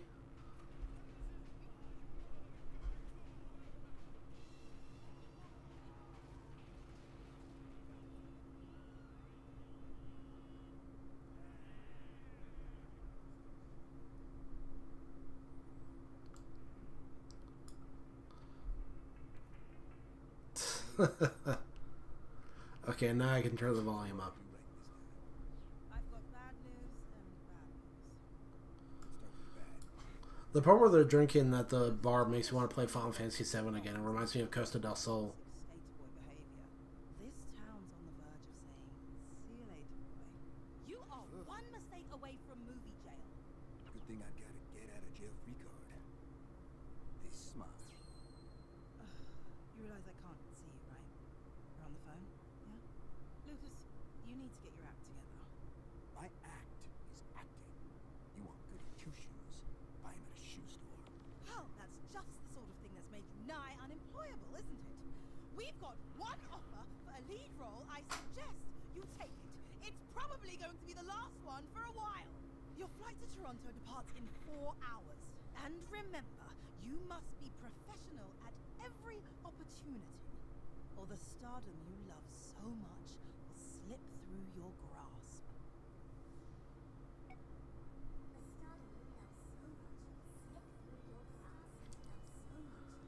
What is with the direction of this episode? Whatever. Okay, and now I'm turning it back down.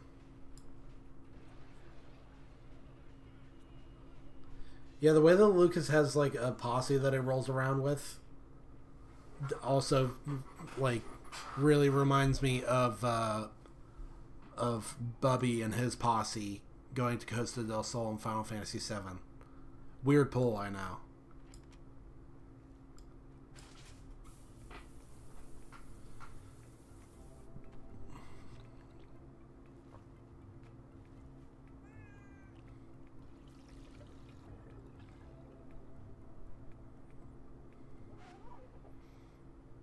Busting out the green hair early. Not saving it for Gideon.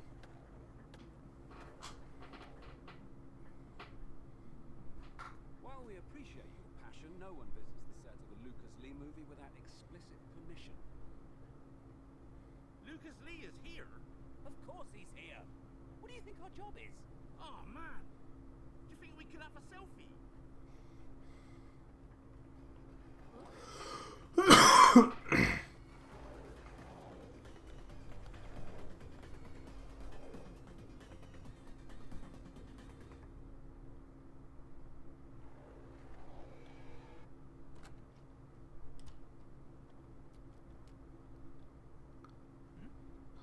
Just scooting on in like the scene girls from Pink Floyd's The Wall. See, they're about to roll the camera. Not like a bowling ball, the camera doesn't roll at all. You'll learn a lot on a movie set.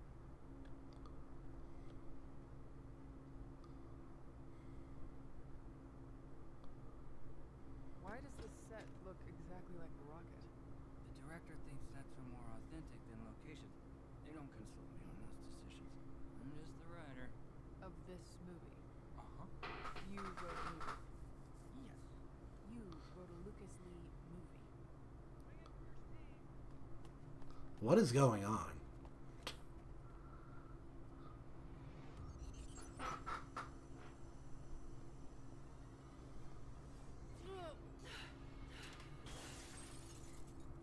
Hey, young Neil. Why is NB Adams dressed like me? She's playing Ramona Flowers. I didn't even know that was her. Neil. What's the title of this movie? Scott Pilgrim's Precious Little Light. Ah, nailed it. So, are you a fan of Sex Bomb? No, I'm kind of seeing someone in the band. That's crazy! I am too! So, I just want to make sure I understand what's happening here. We're both dating Scott at the same time and don't know it? Cut! Yes, our lead character is Claude. You wrote an entire script about a world where Scott Pilgrim won the fight with Matthew Patel? Basically. Do you know where I can find Lucas Lee? Wait, who is he playing in this? Is he not playing himself?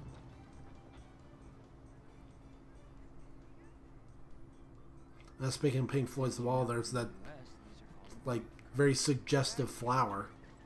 How would you know that? I'm from the US?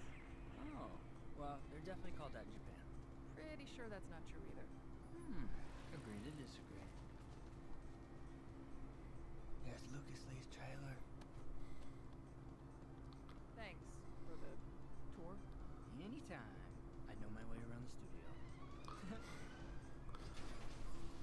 Young Neil's voice actor isn't exactly great either, unfortunately.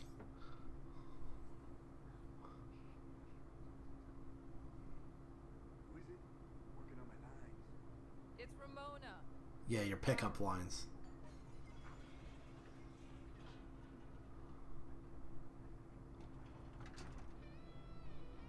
Oh. Ramona Flowers. Oh yeah, because the lady said it was a lead role. High school. We need to talk Not sure we do. about Scott Pilgrim. I'm Scott Pilgrim. No, the real Scott Pilgrim. You saying I'm a fake Scott Pilgrim? No, the Scott Pilgrim your character is based on. I didn't know this was a biopic. No, it's more like. Wait, do you even know what this movie is about? Have you read the script? I read the title. Maybe you should read a little more. Well, as not fun as it's been to catch up, I'm needed on set. We're about to shoot my first scene. Gotta give the people what they want. Crank that Lucas Lee charm to 11. Damn, girl. What are you doing later? Are you hitting on me? Maybe, That's weird. and maybe I am. Oof. Ugh, gross. You need to get into character, dude. My lord. Yeah. Yeesh. Even I ain't down bad like that. Creep. Ramona Flowers. Didn't expect to see you here. Seeking fame. Not my style. Ah. Still on the search for my old roommate. What's his name? Any progress? So we don't get to find out who was in the trailer with Lucas? What brings you here? I heard they hired a notorious heterosexual to play me. Needed to see this debacle up close. Action! I had a dream about that girl again. I didn't care the first time you told me. I care even less now. Hey man, it's not like gay people haven't played straight characters. Hey, how was that? Gay enough? Any notes? Yeah. How about you build a time machine, go back in time, and never audition for this part in the first place? Am I being heckled? Who has the nerve to share his opinions on the set of my film? Me. I have the nerve. You? What's your name? I'm Wallace Wells. Method. Wow. Bold, confident, impressive. I love it! What's happening right now? Have you acted before? I considered it, but I was worried I'd be too good at it. Wonderful. The part's yours. What about the other guy? He's already been escorted off set. What? That's a little spooky. Everybody take 5 while we get our new Wallace to hair and makeup. You heard him, everybody. The director's voice sounds really familiar. How'd you know exactly what Scott and I said in bed that morning? The creative process is a mystery. Congrats on skipping all the traditional steps to becoming a major movie star. Hey, if Lucas Lee could do it, why not? Speaking of which, I hear Mr. Lee is already balls deep in a sweaty affair with someone on the production. You catch any gossip on who the lucky lady might be? Not the mystery I'm trying to solve. And on that note, wish me luck. Hey, you could always wish upon a star. The star being me.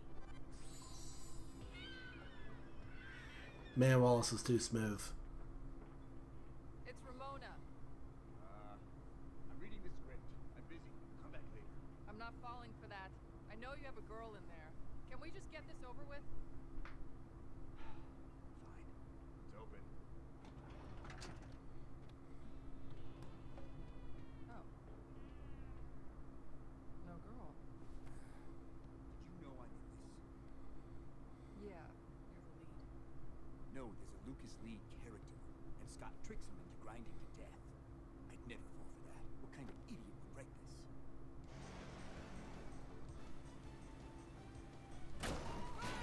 What is this anime trying to do? Who put that garbage can there?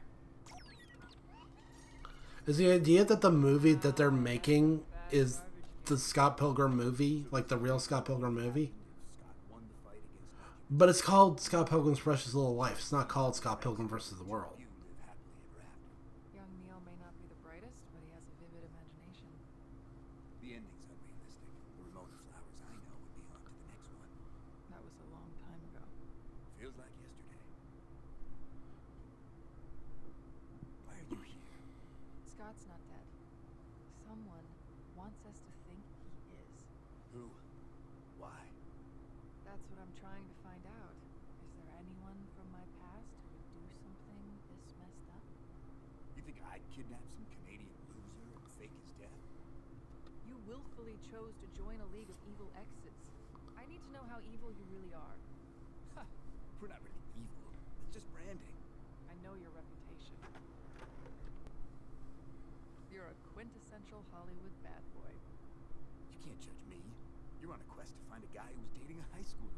I'd never do anything that stupid. If I did, my career would be over. Lucas. Hmm? My God. This just in. The actor playing Scott Pilgrim is dating an actress playing a high schooler. That's actually hilarious. You're dating a 17-year-old? She's 31 in real life. An earthquake? In Toronto? No, something worse. Paparazzi? Yeah. I actually don't remember if it ever came to light that Scott Pilgrim was dating a high schooler and Ramona at the same time in the first 2 episodes.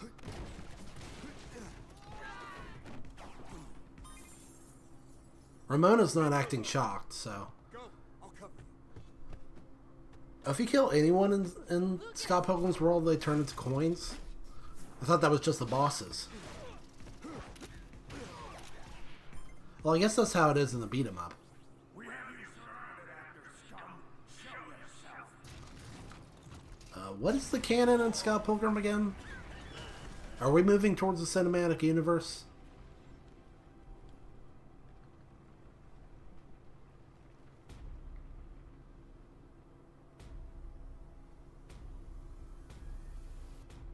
Whatever. Lucas Lee versus the paparazzi. Fight.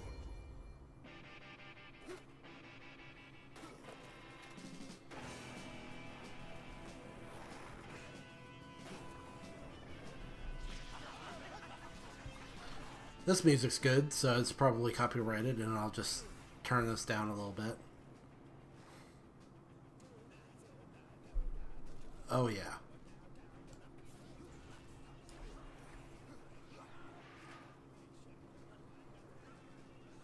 I am gonna have to look up the soundtrack for this later, though. Or I'll just take note of it in the credits.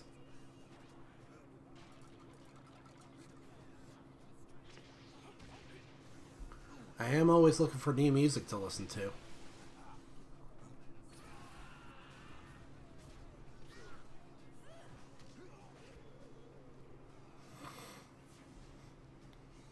Man, the action in this is nuts.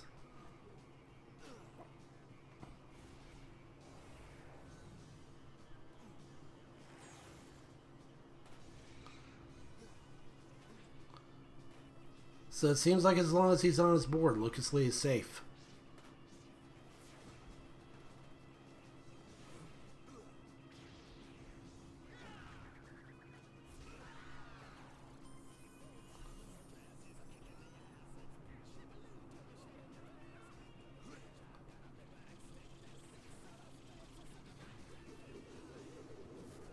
What?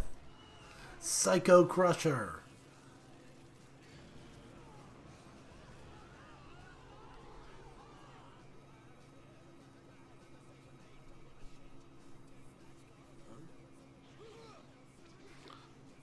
So does Ramona not... I'm sorry to keep bringing this up, but does Ramona not actually care that Scott Pilgrim was cheating on her with a high schooler?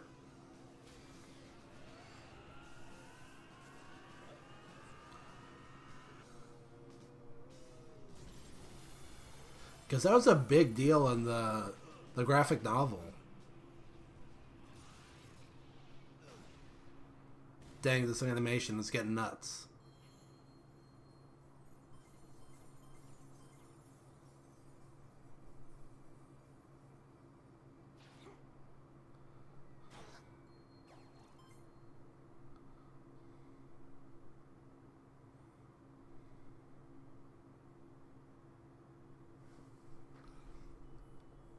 Okay, music's over. We can turn this up again.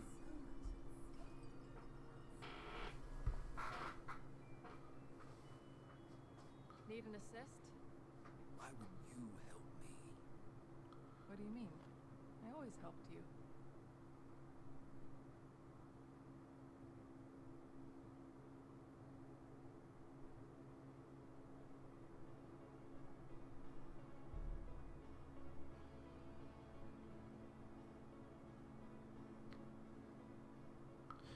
This is weird what's going on, where Ramona's getting more one-on-one time with her exes. Nothing but a broken heart. Is she actually going to start, like, fixing these relationships? Instead of all these evil exes just getting toasted? Bored. That was the day I decided who I was going to be. The best skater, the highest paid actor, the biggest star. That day made me who I am. So I guess, in a way, I have to thank you, Ramona. That's really nice and all, but we're out of time. Are you gonna let me help you or not? Lucas Lee, we know you're in there.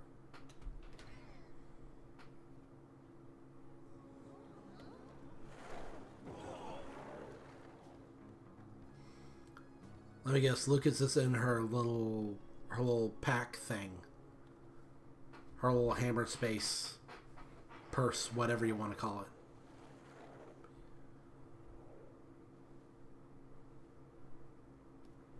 Yep. Nailed it. All clear. I just got off the phone with my agent. I'm off the movie, and she's dumping me as a client. Oof. Well, there goes my career. It's like I'm a show that's no longer on the air. I'm a, damn, wish there was a word for it. Maybe this will all blow over. Nah, they're already testing new actors to play Scott. By tomorrow morning, someone else will be casting the role of the guy you like more than me, and I'll be back to being nobody. That was your cue to say something like, "You were never nobody, Lucas." Well, you were definitely nobody, but I still made out with you. Hey, I'll take it. So is that Chris Evans right now? Still think I kidnapped the real Scott Pilgrim? No, I don't see you as a kidnapping guy or a portal guy. Good, because I didn't. That was the night of the Teen Sorcerer 4 premiere in LA. I got blitzed and puked on Winifred Haley. You can find the photos online. So an alibi then. Your stupid boyfriend. He's not my boyfriend. Whoever did this kept that train from leaving the station. Take care of yourself, Lucas. Whatever. Eventually we're going to have to talk about the whole cheating thing.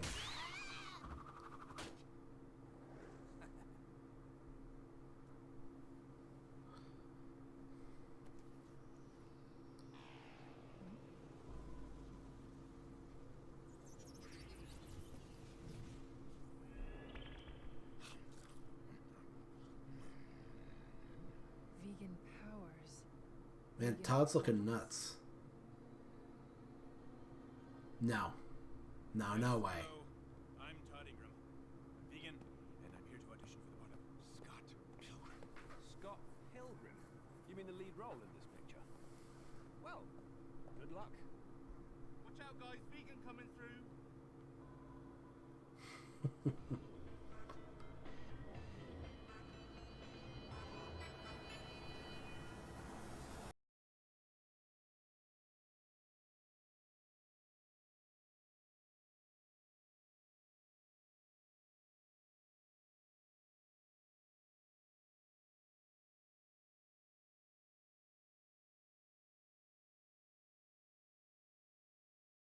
A Ring of Fire. I've never heard the thing in full. Now we'll really know the name of that one song that played during the paparazzi scene.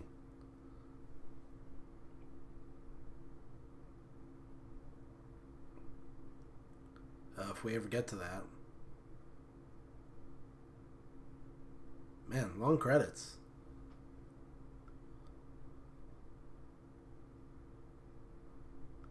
Oh, come on. Is that it? Okay, no.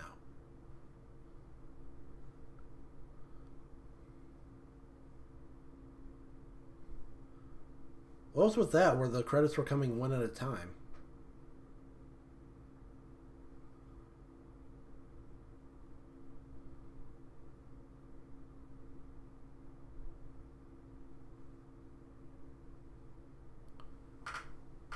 Come on. Come on, get to the soundtrack. Wait, what?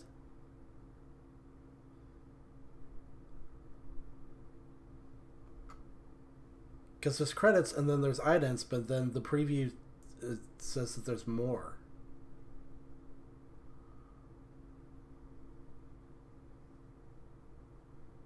What? Oh no, it's just in different... What? We don't get to figure out the soundtrack?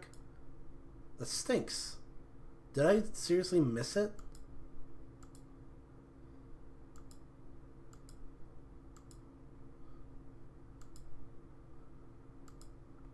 How are you gonna not credit the music? That's a bummer. Ugh.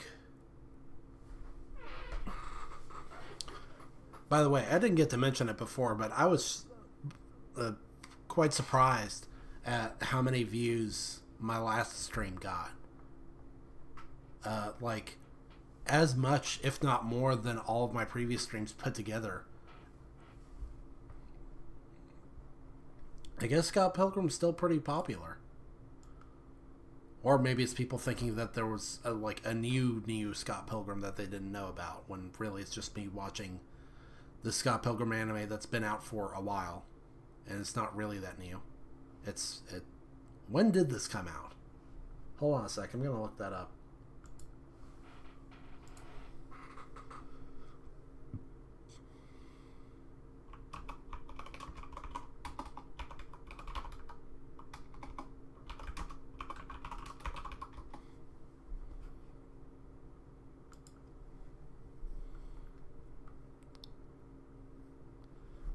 November 17th, 2023. Okay, so it's not that old. It's less than a year old. It's about half a year old.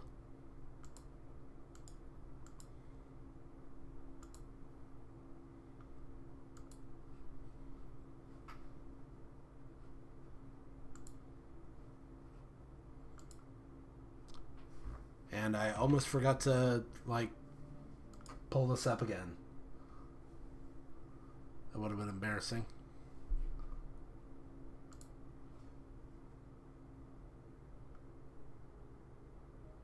The following documentary began as a behind-the-scenes... so it rolls right into the opening this time. Canadian motion picture, Scott Pilgrim's Precious Little Life. Unfortunately, during the process, the movie fell apart. This footage now stands as a first-hand account of how the movie-making dream can become...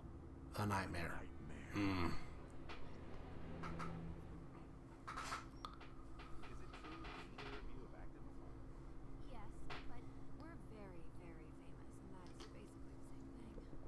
I hate to say it, but that's actually totally true.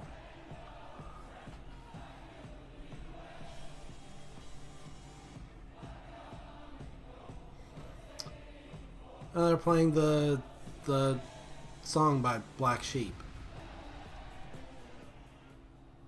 We're rock stars. Or was it the song was titled Black Sheep? I don't remember. I need to look that up.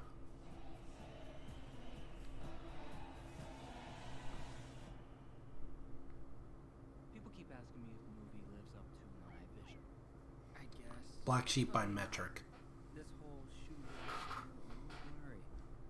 My mom says I should get my eyes checked.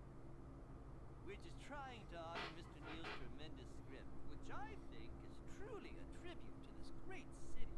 I'd even go so far as to say Toronto is a character in the movie. A major character. Sounds like the voice actor for Waffle and Cat Scratch. If anyone remembers that. Guys, Another obscure pull I know. stunt double now. Hey, I'm Ramona Flowers. They said I should come talk to you. It's my first day. You're the stunt double for Ramona Flowers, and your name is also Ramona Flowers.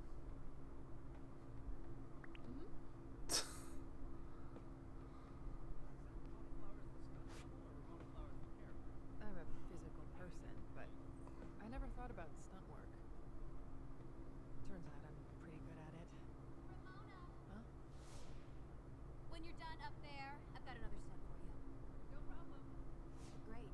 I need you to run over to my hotel room and give my dog some medication. It'll be in a blue bag on the counter. Man, Ramona, you're really going through hell to find Scott. The beginning of a new career. Actually, I only took this job because security realized I wasn't working on the movie. More perilous than fighting through movie land. Odd to find that idiot. Doing everything Envy Adams tells you to do.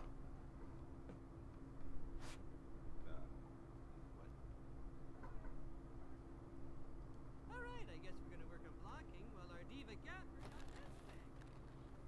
Todd, do you know what blocking is? Hold it. No stunts today. I just wanted to ask Todd. You're not wanted here, Ramona. Todd is busy. We're acting. Okay? So, skate on.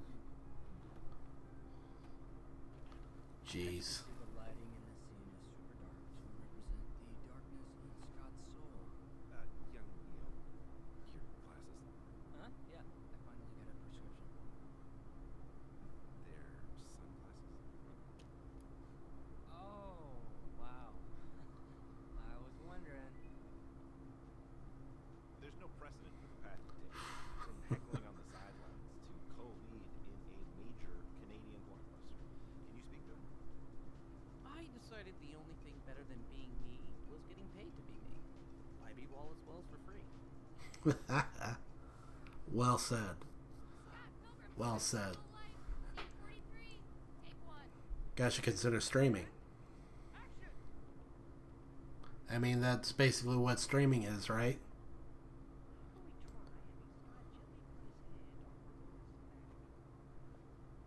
No, cut! Scott Pilgrim's precious little life. Scene 43. Take two. And action! Alright, Todd. Just a gentle little touch.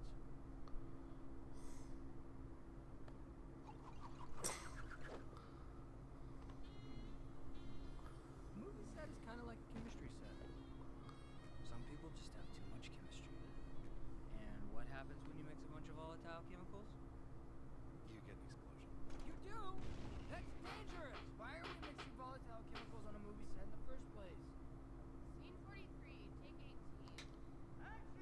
I'm sorry, I just noticed that I was compulsively rocking back and forth. Scene 43. Take 43.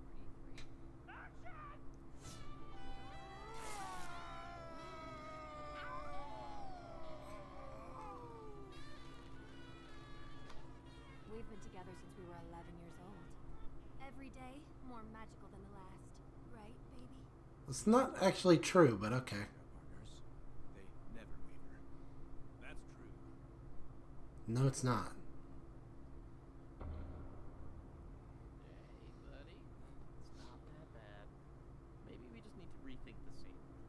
This is the dumb version, but what if... Yes! Yes! Scene 43. Take 44. And action! Scott and Wallace, let's look at each other. Deep into each other's eyes. Never seen eyes like these in your life. No forgetting Ramona. Forgetting all about her. Now kiss! Kiss like I like the pants on it! How did Wallace talk him into this?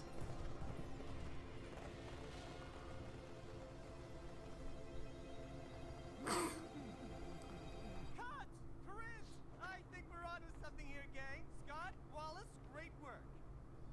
I don't remember writing that part. Does this shirt say Cronenberg for president?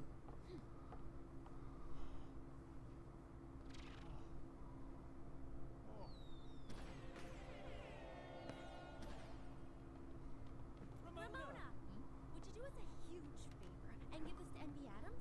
We wrote a song. Is Todd actually going gay for Wallace? It's like a cross between the last number and all that jazz and the first number in Grease 2. What just happened? Not sure. Want to run lines in your trailer? Huh?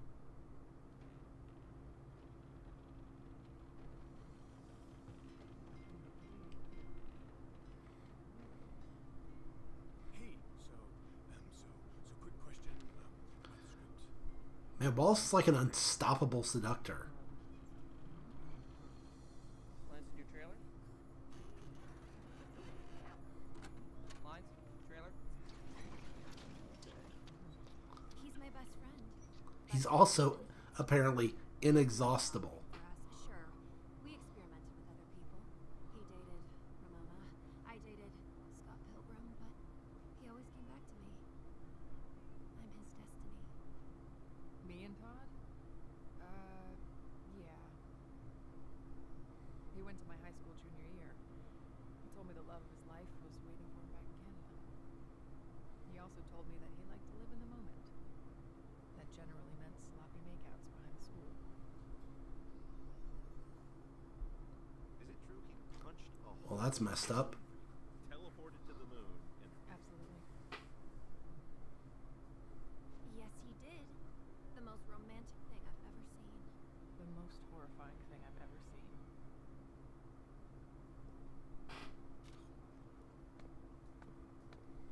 Ramona. We need to talk about Scott Pilgrim. I'm Scott Pilgrim. No, I mean... Hold that thought. Huh? Wallace. Co-worker? Go after them now. Dang it. At the end of day 2, the production was already $17 million over budget, with only 3 shots in the can.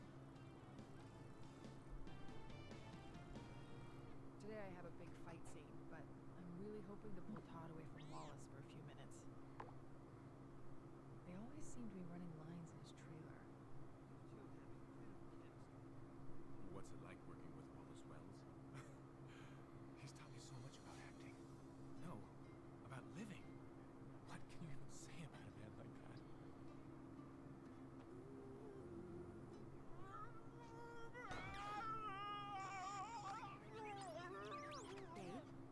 Envy! I can't be with you anymore. I'm in love with Wallace Wells. What? I am changing. I feel myself changing. I'm a new person, a new boy. My skin is clear. It's love.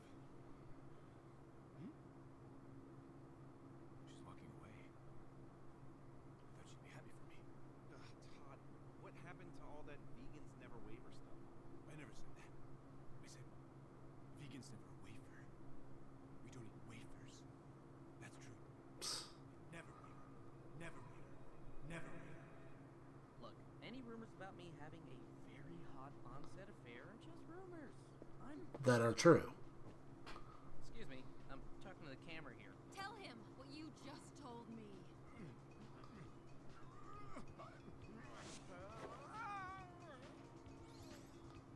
He's in love with me, isn't he? Well, I'll fix this. Todd, buddy, this was just an on-set fling. What? When the movie ends, so does the relationship. Tale as old as time. You don't love me? What about the sparks? What sparks? Ooh. That's rough. baby, sweetheart. Todd's about to get defeated right here. He's literally defeating himself.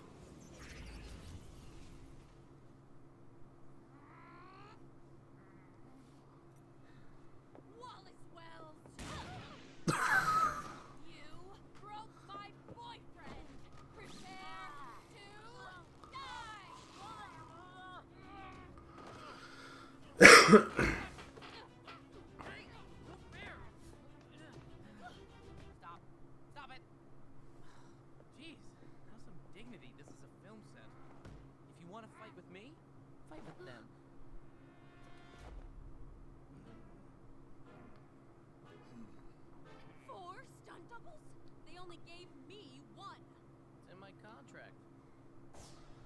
better lawyer, baby. Man, Wallace is pulling a Lucas Lee. Time for stunts. Wait, what? I'm doing an interview. You want to keep your job? Where's everybody going?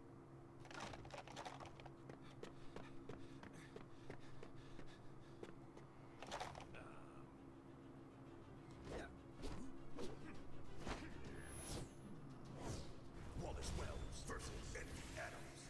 Fight. Who said that? Nobody? What part of the movie is this? Don't embarrass me, guys. Straight Wallace? You're a stunt double now? Why are you acting like that's weird? You made the exact same career change. Well, I did it for very specific reasons. Fight them. Fight the Wallaces. If you lose, you're fired. That's the sloppiest headbutt I've ever seen. So what I'm getting from this is that What a backflip, terrible form. bi-curious men want to be with him, straight men want to be him. Stunt's a bad name. This is tragic. You're all so slow.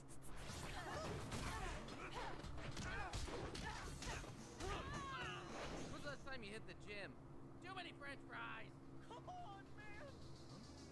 We can handle physical abuse, but we draw the line at verbal abuse. Hey.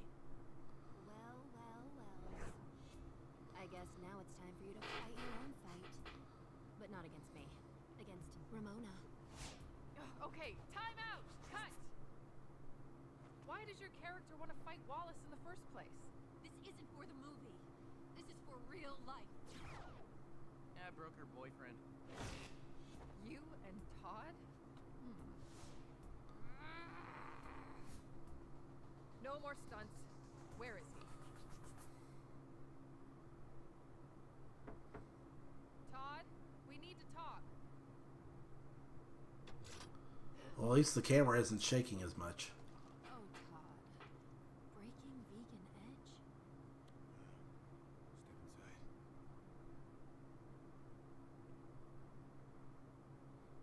Welcome to my crib. Let me give you a quick tour. Over there, this is the first place I met up with Wallace. This is the second place I met up Ooh. with Wallace. And this is the third place. Freaky. Right. Nobody needs this information, Todd. Yeah, I think we're good. This trailer holds so many memories. It's where I fell in love for the first time. The first time? Envy, what we had was fun, but I discovered a new kind of fun. The kind of fun where you care about another person. You wouldn't understand. What about us? You've known him for 3 fucking days. Is that all it's been? Even if it had just been 2 days, I'd be chasing that high for the rest of my life. You can't fight them. Dang, this guy's down bad. All right, I'm too famous for this. What is going You're on? done. Goodbye. Hold on. We need to talk about Scott Pilgrim. I'm Scott Pilgrim. No, the real Scott Pilgrim. The guy you kidnapped using a vegan portal.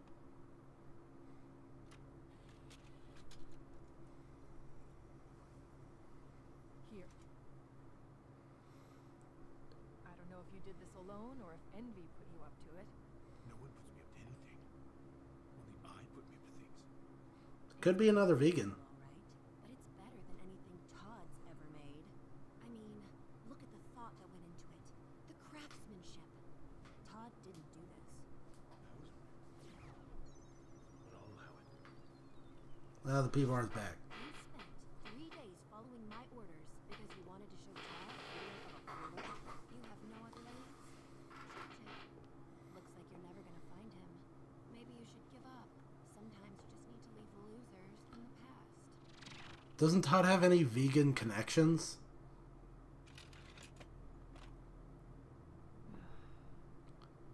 Come on, investigate other vegans. You're fired. I quit.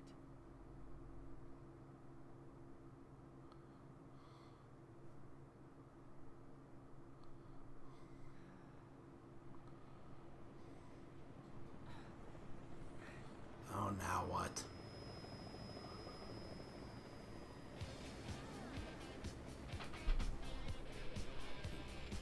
Now this is really copyrighted.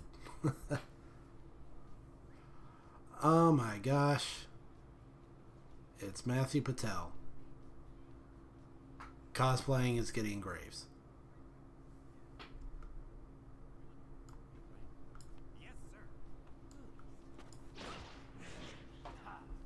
You're all fired. Sir, did you just say? Shut up. Guards! What's his involvement in all this? You over there. Aren't you the director? Yes. You're fired. What? You shooting a documentary or something? I think the get money graphic is exactly the same as in the beat 'em up.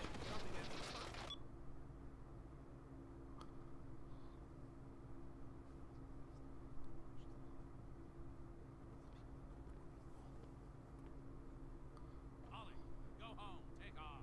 Oh, we don't work for you. We just want a moment of your time. We have an exciting opportunity. If you give us a chance, we will blow your mind. I like your mopsy, kids. I have 30 seconds available next Tuesday. Call my girls. Let's make this happen. That's cute. Patel. Ramona Flowers. What's with the outfit? Are you a CEO? Actually, yes. I'm here to shut this movie down. I guess that was inevitable. It's probably losing you a lot of money. Money? Who cares about money? Have you read the script? It's a character assassination of me, Matthew Patel. I won that fight.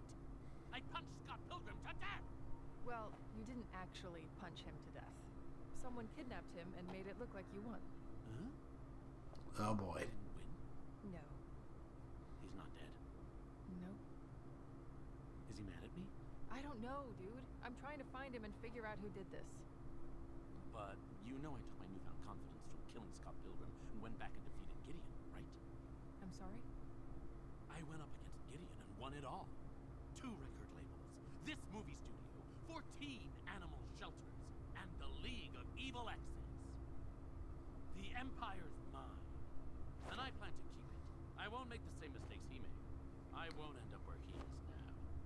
Which is where, exactly? Here, Toronto. He's shacking up with some girl named Julie something.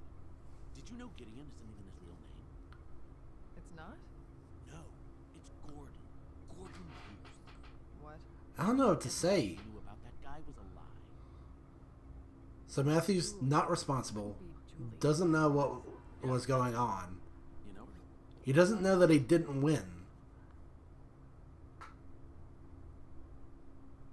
But he was powerful enough to beat Gideon, so he maybe could have beat Scott, but didn't. Julie Powers and I need to talk. I'm so mixed up.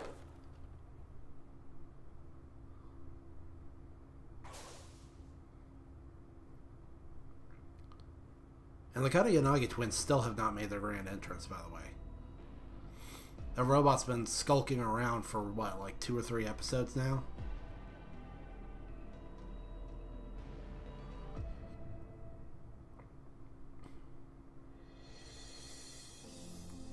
Special appearance by Al Yankovic. I didn't even notice. Next episode. Oh boy. 大変大変遅刻しちゃう。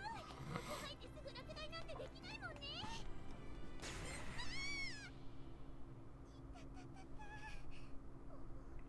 大丈夫かい？ありがとう。ごめんなさい。私急いでて。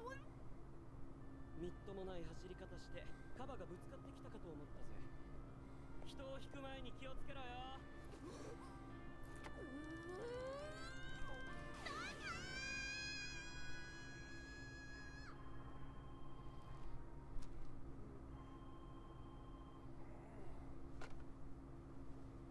Here go for Goose.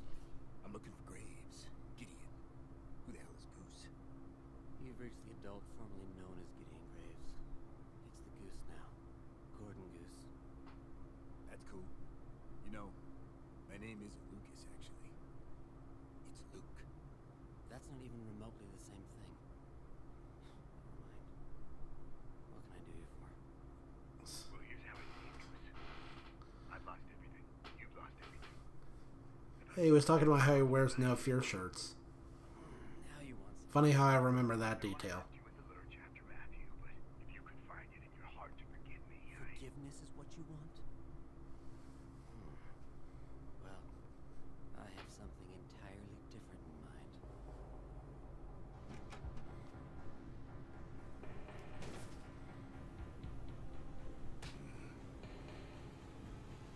Friendship!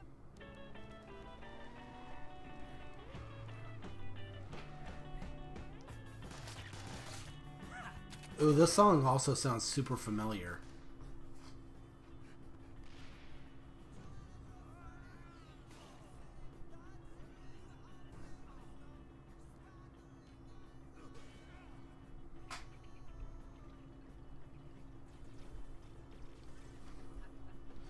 Reminds me of Saitama and King hanging out.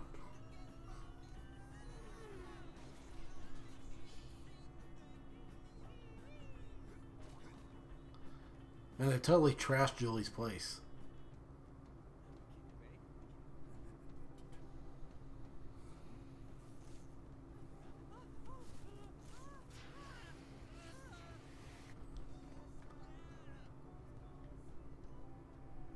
Soundtrack for this has been super good.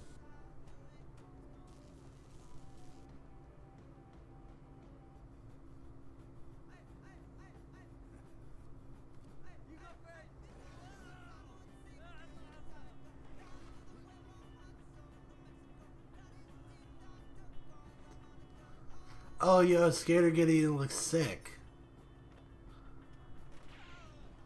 That's actually a solid character design.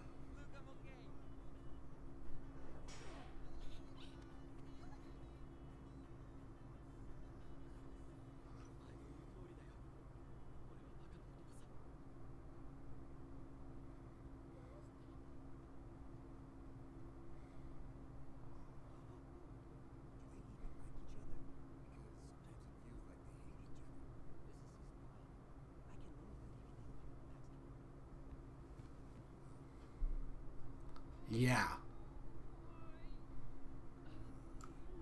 I was gone for 90 fucking minutes. Dude, that was a wild 90 minutes. And what's with the robot?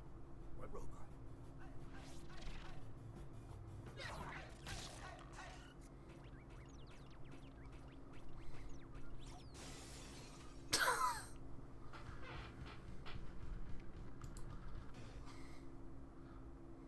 Yeah, what is with the robot? When are the twins gonna do something?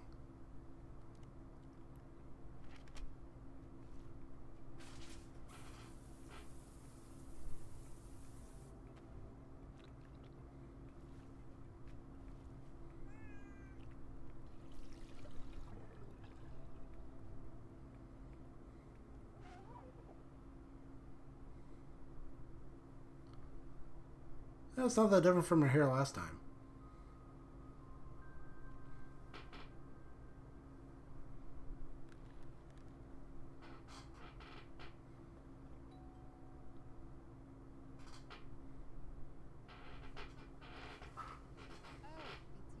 Julie, I'll make this brief.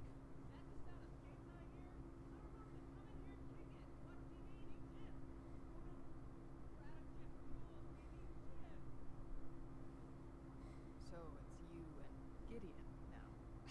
Me and Gideon? No. That's Gordon. Gordon Goose. You're saying the guy eating chips on your couch is not the former all-powerful evil gazillionaire I used to date? This info dump was inevitable.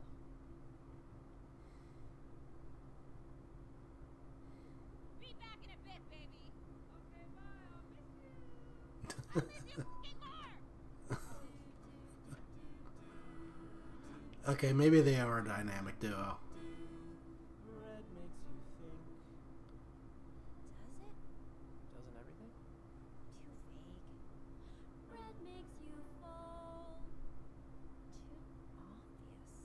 Too obvious. Red ain't all that. Red makes you fat.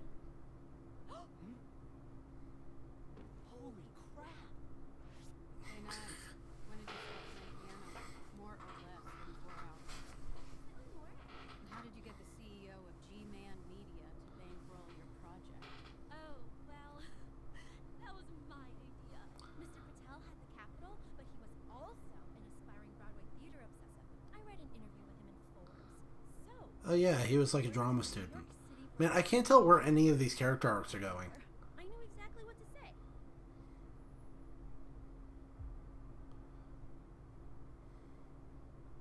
An off-Broadway musical. And who better to play the lead than you? Me? The main character? Look, not a lot of people know this, but I majored in theater at college. In fact, I briefly starred in my own one-man show. Gasp! I had no clue. Did anyone get it on video?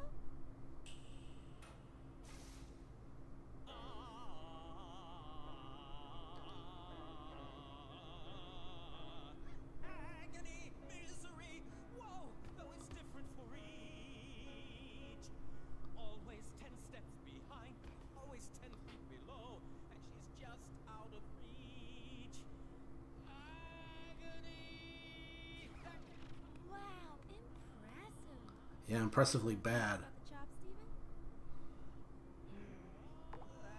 And then some. Silence! I've made my decision. Scott Pilgrim's precious little musical.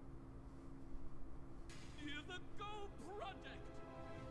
I hope you know how much we value your opinion, pal. We're adapting your work, after all. From one creative to another, just know we're making every effort to treat the material with respect. I know you're bummed your movie is dead, but this is fun too, right? Huh? Oh, I don't care about the moonshine now. It didn't mean anything to me. I mean, I miss having my own golf cart. It didn't mean anything. You didn't even really write it. One creative to another. I can't believe you're saying this. All my songs are like children to me. I guess the thing about that is, I don't even remember writing it. So it's like a bastard child, is what you're saying. Doing that in any way, shape, or form? Well, I saw my sleep paralysis demon at my computer, and I woke up the next day, and there it was. A completed script with my name on it. Should really tell that to Ramona. It was a sleep paralysis demon. What else would it be? The person who actually wrote... Ramona should have asked. Oh! Ramona really should have looked into how young Neil became a screenwriter more than not at all. Oh, is she involved? She's the one who's been searching for Scott this whole time. Really? Yeah, and not you, Knives. She's been skating all over town asking a lot of stupid people some really smart questions. I didn't know that. Come on, Knives. Can't we just let bygones be bygones? When we saw Ramona on the movie set, you were as cool as a cucumber. That was business. This is emotional business. Emotional business. Can I get a witness? Stop. Enough with the songwriting. Can we focus for a second? Right. Let's go see Ramona.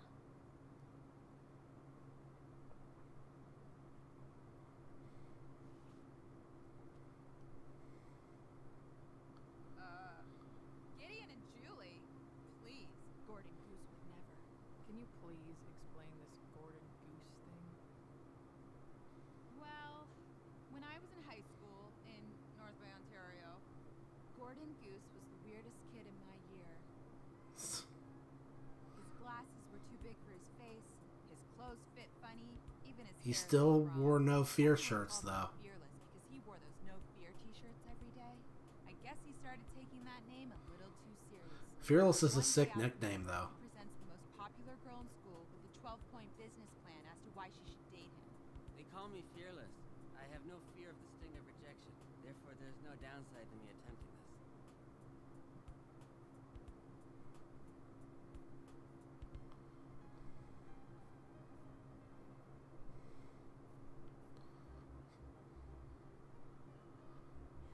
The whole school was watching. He moved away after that, but I never forgot about him. I had no idea Gideon Graves was the dorky kid from my past until he turned up on my doorstep. Matthew Patel Bizarre. everything he had, and what was left behind. Like, can I even take this at face value anymore? Like, all this weird information coming out about these characters that was not there before. We understand each other. Feels like everything's at work now. Gordon was a twitchy, rage-filled, impulsive, emotionally abusive, controlling, manipulative egomaniac. But if he makes you happy, that's good, I guess. It's not good. It fucking sucks. I'm sorry, what? When Gordon showed up, he was power hungry. He wanted revenge. He would have done anything to get his empire back. Ugh, ambition is hot. But after a few days, it's like the evil drained out. Now he just sits on the couch watching anime all day. What if it's an act? The Gideon I knew was a plotter. The whole League of Evil Exes thing could have been a smokescreen for an ultra-secret kidnapping plot. Maybe none of the other exes were in on it. Maybe it was all G-Man. Or maybe the two of you were in on it together. Look, I wish that was the case. I wish we were up to some exciting villain business. It would spice things up around the house. But She certainly doesn't like Scott, that's for sure. you can take him or us off your list. One step forward, 2 steps back. You should come over and say hey. I think Gordon wants to apologize for creating the League and all that. Oh, do I have to? Hey, so his real name is Gordon Goose, and he's living here in the neighborhood, and he's dating some girl who works in a coffee shop. Can you believe that crap? I love that crap. I'm obsessed with that crap. Stacy, were you eavesdropping? You shouldn't be here on your day off. Oh, Scoot. Scoot on out of here. Huh? Daggone. Hole in my roof? I was gonna say, it's even more of a wreck than before. On for 90 fucking minutes.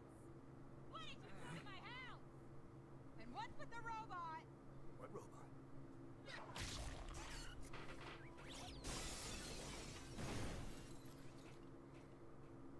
have I seen that robot? I want some answers. It wasn't me. It was the goose. What? Goose don't skate? Why would I build a skate ramp in the middle of Julie's lovely home? She seems pissed. Does this mean I can't live here? Live here? What? I don't care which one of you did it. You're both gonna pay. Go. Who knew? Julie Bowers versus Lucas Lee and Gordon Goose. Fight. Stop! Stop! This is stupid! Let's all be adults for once, okay? Julie, what are you doing? I don't know. Guess I got caught up in the moment. Lucas, you can't live here. That's ridiculous. Find your own place. I'm flat broke. I can't even afford a first-class flight back to LA. And the only work I can get is voicing an animated series. Lucas Lee's live action nothing.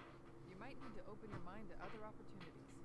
And you, stop being a loser. And treat Julie better than you treated me.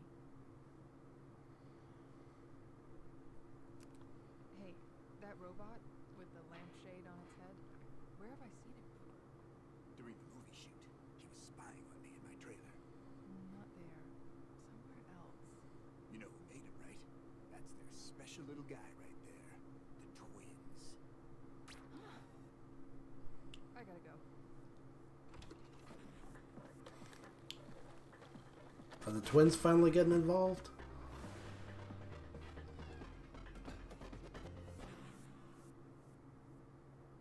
Guess she's got better things to do. Well, it's been real. Yeah, come by the coffee shop sometime. Coffee. No fucking way. But if you ever want a job, we're hiring. Whatever. Gordon. Ah, man.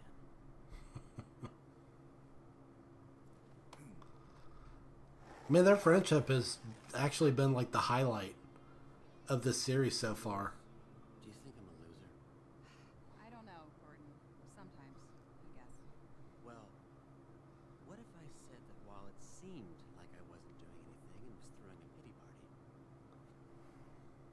I was actually planning an elaborate plan. A plan in which I would get revenge on the one who took everything from me. A plan that would turn Matthew Patel into dust. What would you say if I was planning a plan like that? What would I say? I'd say, that's hot.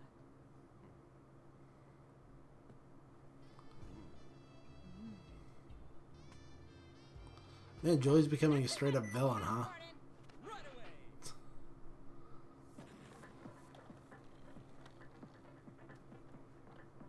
Huh. What are you all doing here? We have information about your case. Your Scott case. None of us had your phone number. What if I told you I cracked the case wide open? Would any of you want to hear what I figured out?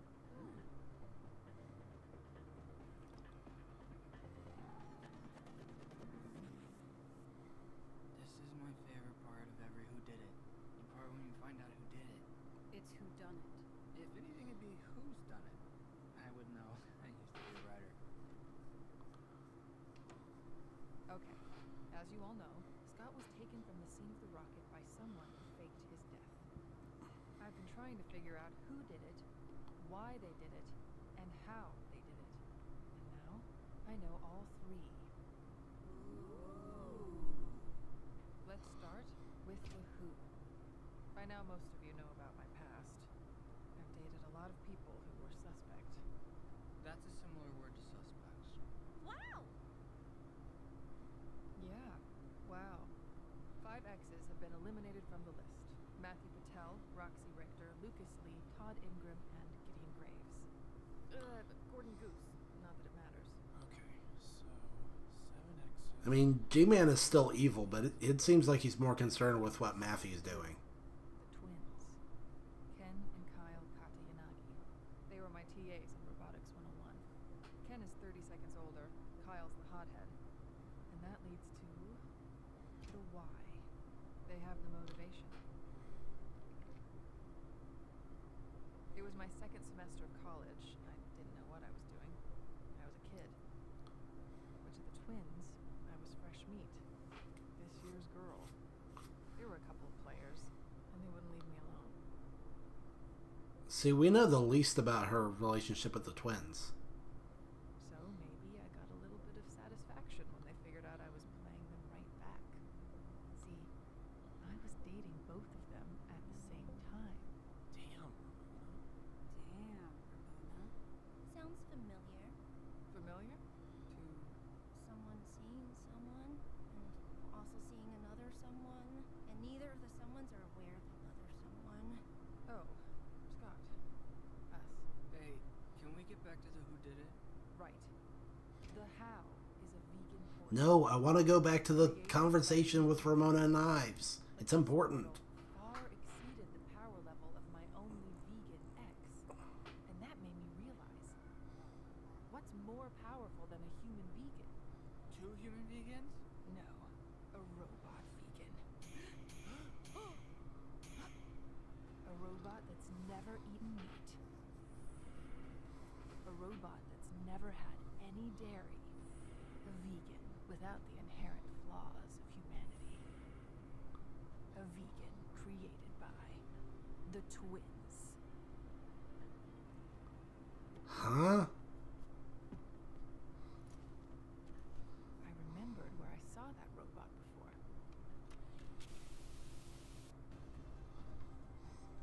It was at the Rocket, before Sex Bomb went on stage.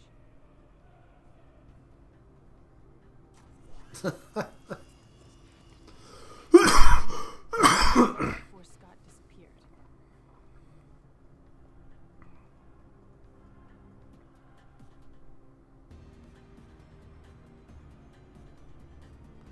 How did you get all this coverage? There you have it. The who, the why, and the how. Ken and Kyle Katayanagi, the twins I spurned in college, kidnapped Scott Pilgrim by using their robot's unique capabilities to create the most powerful vegan portal of all time. It's simple, really. But maybe I missed something. What about the where? Where is he? We'll know soon enough. When I find the twins, I find Scott. So, about to be reunited with that one guy you went on one date with one time, eh? Looks that way. You excited? That's a pretty big question. Didn't we come here for a reason? Oh, yeah, right. Huh? We came here with information. About your Scott case. Well, about young Neil, actually. Young Neil didn't write that script. He didn't write Scott Pilgrim's precious I didn't write the movie. Then who did? This is information that fell in their laps, though. Why is it that only Ramona really puts effort into finding out what happened to Scott? I thought someone would say it. I wasn't pausing for dramatic effect. According to the file data, that script was written 14 years from now.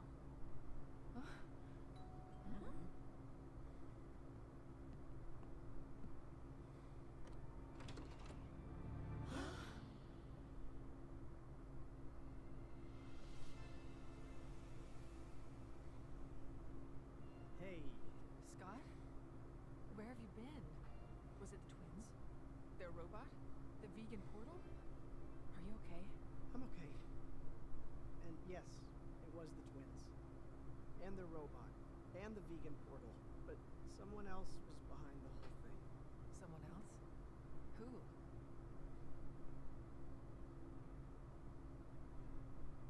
It was me. I did it. Dang it.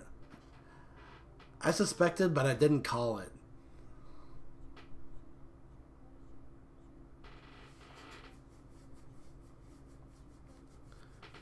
And it ties to one of the things that I was spoiled on. Just a little bit. Just like one little line of text that I saw on the Scott Pilgrim wiki.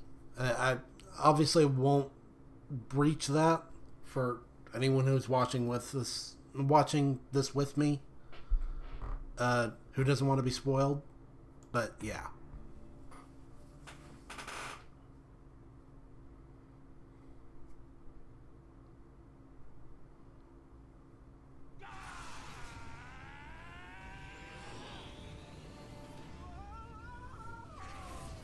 Yeah, because it was a guy who took Scott.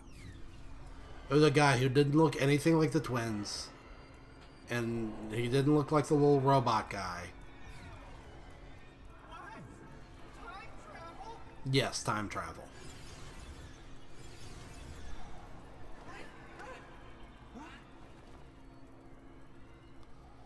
Excuse me?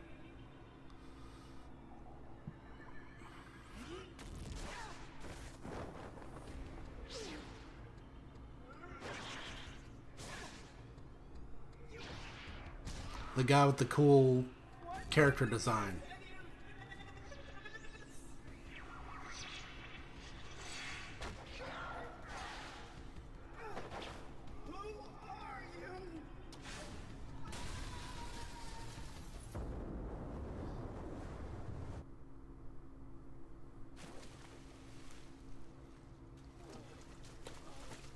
Reminds me of the ruins of Aperture Science.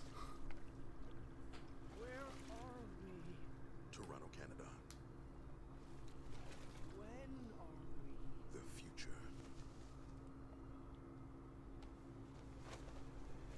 And you're... Scott Pilgrim. Hey, he gets his jacket back.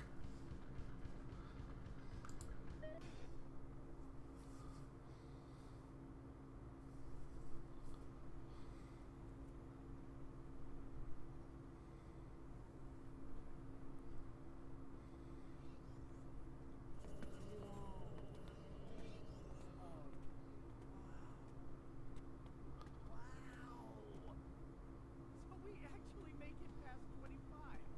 Yeah, man. We might even make it to 40 if we're lucky. This is wild. So what's up with us? Are we rich and famous? Do we win a lot of cool fights? We do okay. The fact that we can grow a beard alone. Why does old Scott Pilgrim sound so different? Somebody appreciates it.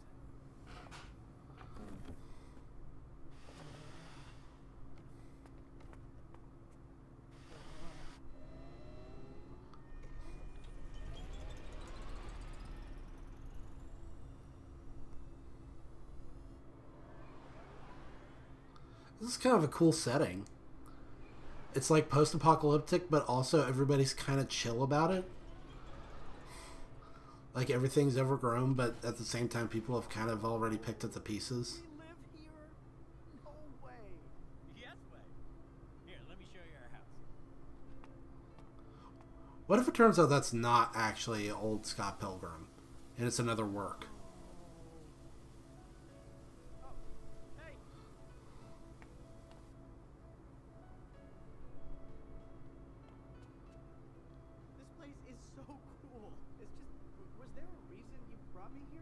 because I was kind of in the middle of fighting some dude. He said he was part of some kind of hockey league. The League of Evil Exes. That takes me back so many adventures ago. That's right, Evil Exes. Whatever happened with that? Well, let me break it down for you. Fighting those exes was the biggest mistake of our entire life. Because we lost? No. Because we won. Because we won. Mm. Come on, I'll show you. Even without spoilers, I don't have too much trouble predicting this. In the future? Oh, we have it all. The future's more futuristic than they originally predicted. You're gonna love it here. I am? For how long?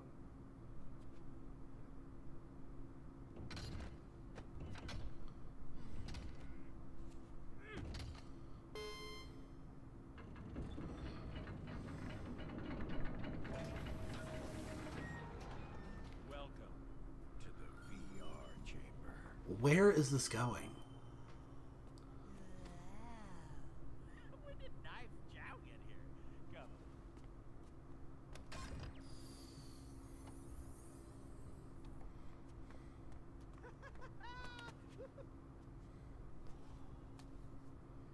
Give this one a spin. Huh.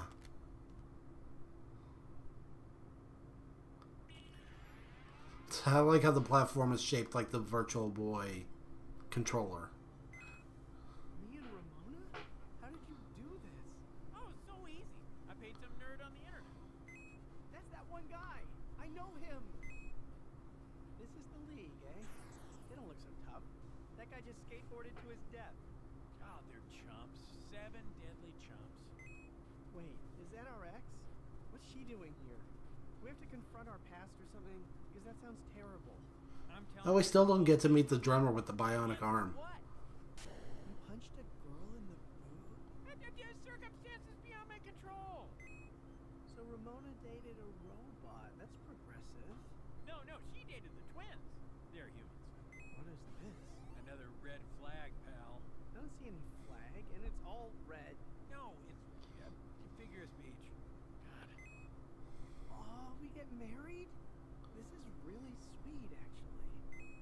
And a honeymoon in Florida. I love it. Yeah, I bet Optimus Prime.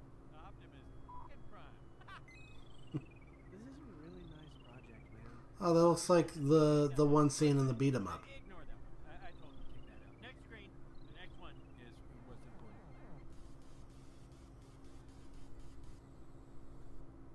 Now this one looks like it's in a completely different style. Oh, what are you talking about? It's the exact same, if not better. No, it's definitely worse. Whoever did this is bad at art. So, we're divorced? Well, technically we're separated. Oh man, when? After the honeymoon. A few, 12, 13 odd years later. Years? What? We must have had some good times. Oh, sure, but those aren't in the simulation. Back to the tour. Oh, I haven't even mentioned the band.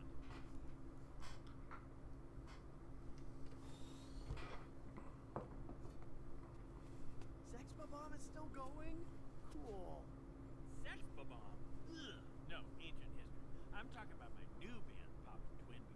The members are me and the twins. That's the name. You didn't catch that. I told you about the twins, right? The twins who dated Ramona? Yeah, like a minute ago. You said we defeated them. Oh, yeah, duh.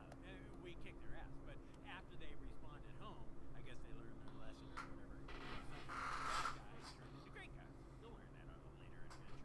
Oh, What, so they had extra lives too? Big city, Kurukuna, heart to heart. Mina, I know my ego. Big city, namida wa day by day. Nemuranai omoi yo, yusaburu dake. Konya wa hurricane, anata ni hurricane. Tsutaetai no loving you. Konya wa hurricane. Dude, Scott, this band is a disaster. Suga o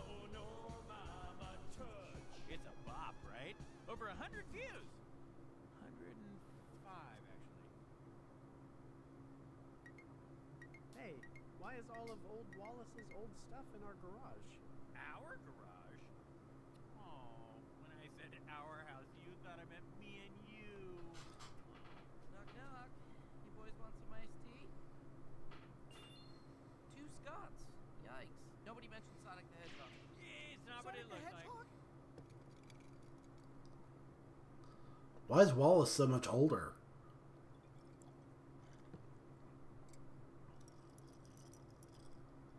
How can old Wallace afford such a big house? No offense. None taken. I can't afford it. It's kind of a sugar daddy situation. Sugar what?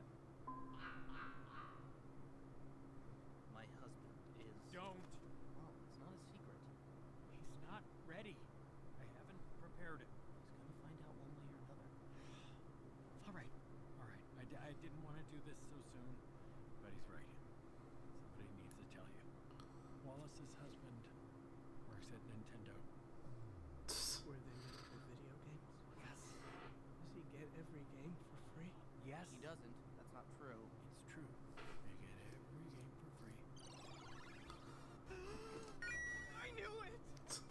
Well, Wallace, I'm really, really happy for you. Oh, please. You're seething with jealousy. Get your own husband. Scott Pilgrim is refreshed. So why do we live here, old me? I was kind of expecting Scott to have the old Scott to have the voice of the narrator. With Wallace? None taken. This is temporary. We're just crashing here while we figure stuff out. Stuff with Ramona? Not everything is about Ramona, okay? But yeah, obviously stuff with Ramona. And where's old Wallace's husband? Does it work? Oh, is that where he is? Yeah, I guess he's been there for a few weeks then. What are you insinuating? I mean, I'd stay there too. Young Scott, shut up. You're not helping. I'm regular Scott. He's old Scott. Fine. Regular Scott, shut up. Old Scott, why is there a younger you in my kitchen? Huh? What do you mean? This was your idea. I'm sorry? Yeah, when me and Ramona were having problems, you said Huh? I don't have a time machine, so I can go back and solve myself from dating her in the past. Buddy, I was obviously joking. Well, now you tell me. How the hell did you get a time machine in the first place? The technology hasn't even been invented yet. Hey, you guys are smart, right? Do you think time travel is possible?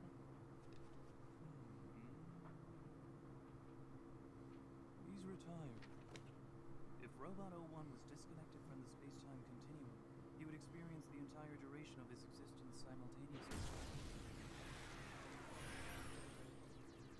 Which would mean, in theory at least, sure, yeah, time travel. Kid stuff, easy.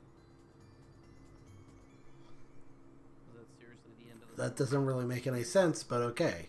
You brought me to the future so I wouldn't fight the exes? So I wouldn't date Ramona? What? No!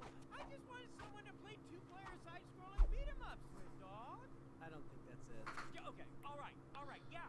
I took you away from Ramona on purpose. See, I used to have a heart. It was right here. Now it's gone. Because she tore it out. Rollerbladed all over it. Now it's all smooshed and broken, covered in rollerblade tracks. Hey, I'm sure you two can work it out. Or you can tell me what you did wrong, and I can go back and do a better job. But you immediately assume I messed up. Well, I'm a good That's a lot of self-awareness, honestly. cat that make the spaghetti. I won't take you back to the past until I know for a fact that you won't date Ramona Flowers. Because she's the one who's bad news, not us.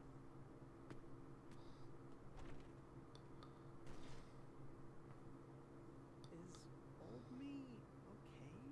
Remember how you were after Andy Adams dumped you? It's like that. Times 10.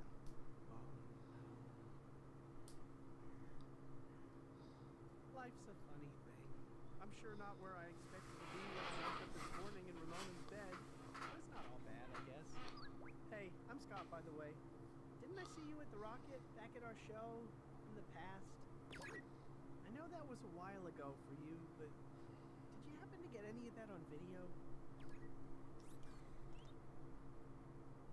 You record video of everything? Like, everything?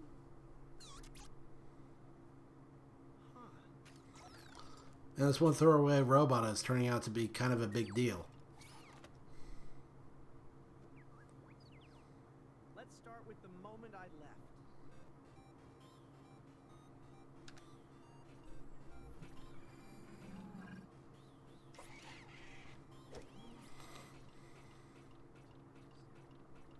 Video games rule!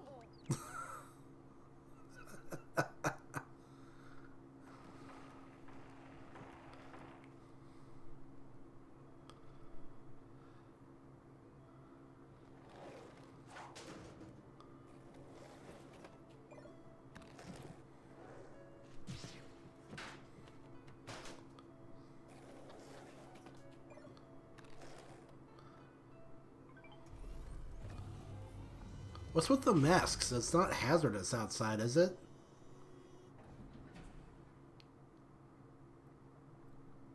Her hair's longer.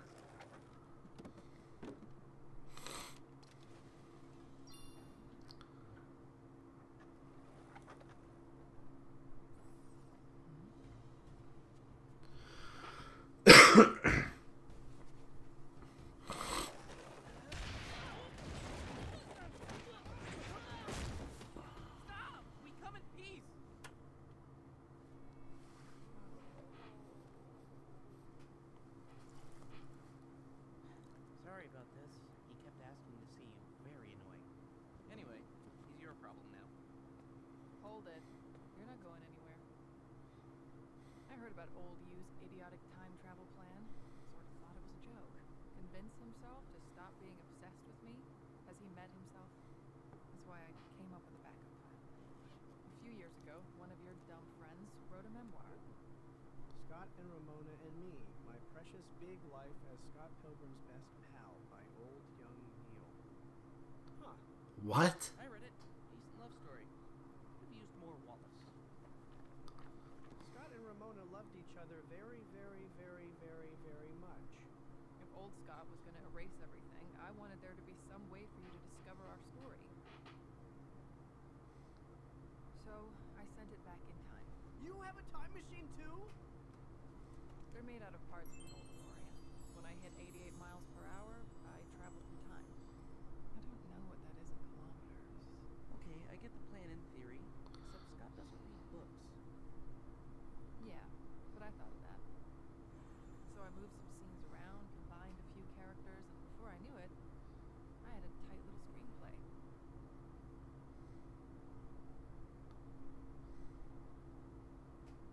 So you thought old me would convince this me that young you was bad news, and he'd send me back home, and we'd break up, and then one day I'd be at my local Cineplex and see a preview for a movie about myself. Okay, the plan may have been misguided.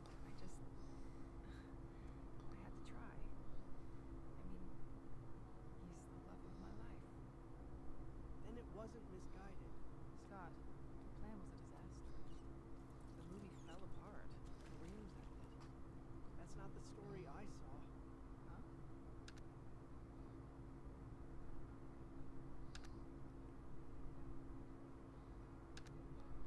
So Scott was the robot. Bizarre. I saw a story about you. Or another you. The Ramona I left. She was looking for me. This is starting to hurt my head. Never giving up. Like that famous detective. Columbo? I was gonna say Detective Pikachu. But Columbo, exactly. Your Ramona sounds pretty cool. So cool. Well then, we better make sure she gets what she wants.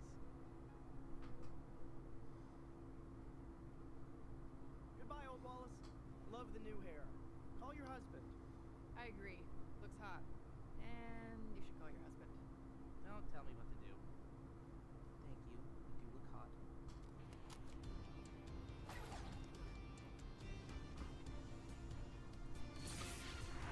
I'm still not clear on how timelines work.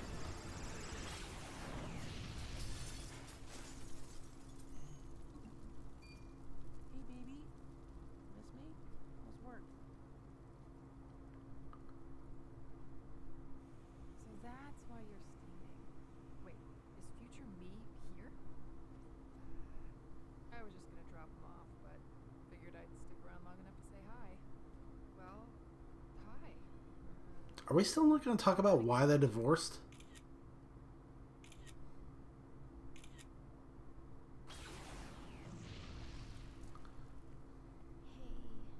This is yours, right?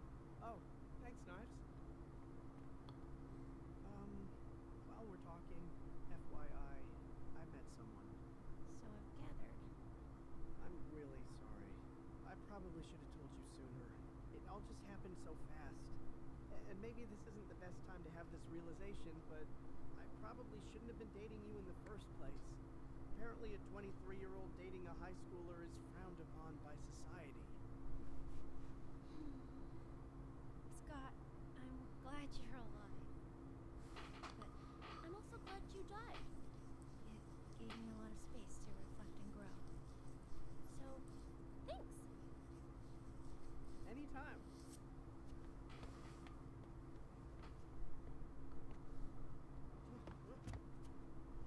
You're back. You're actually back.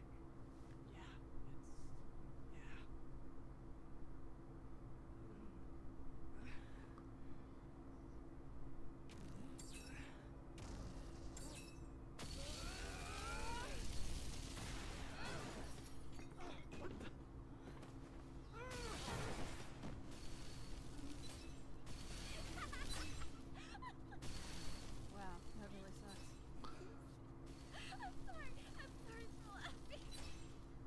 It must mean there's unfinished business. Emotional business. Can I get a witness? Stop. I hate to say it, but what if I still have to fight your exes? I don't know, pal. A lot has happened. How much did you see on that futuristic VR thing? I'm pretty much caught up. Then you know the game has changed. But the players are the same. So we track my exes down, one by one, again. Wait! What if there was somewhere you could find all the exes gathered together at the same time to celebrate musical theater?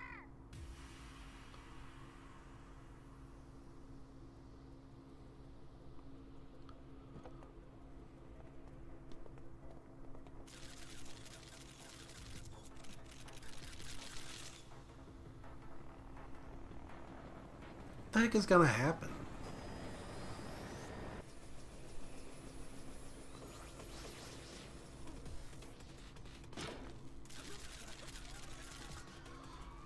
Actually, now that I'm thinking about it, weren't the Ninja Paparazzi guys also from the beat 'em up?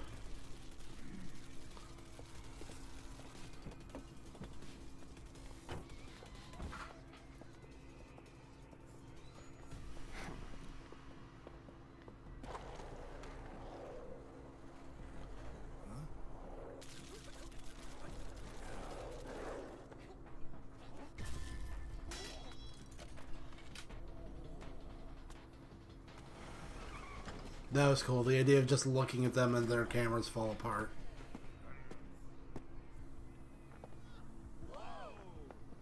Todd Ingram, the former vegan. Never heard of him. I'm a solo act now. Of course we're here to celebrate my dead roommate's life, but why not cast me? I'm a triple threat. Why'd you have to go and make things so Yeah, Scott was my brother. He's alive? Well, then I guess I should say Scott is my brother.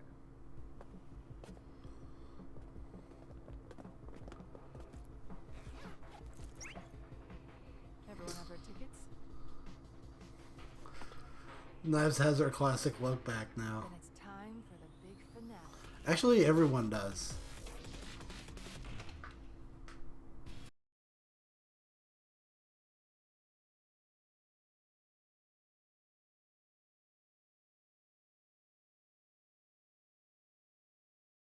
The last episode.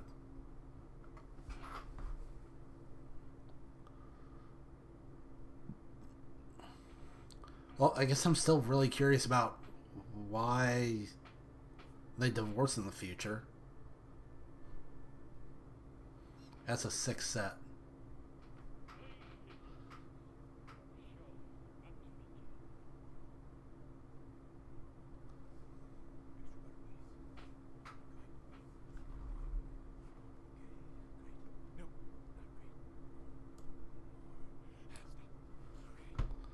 What has happened to Todd in the course of this show?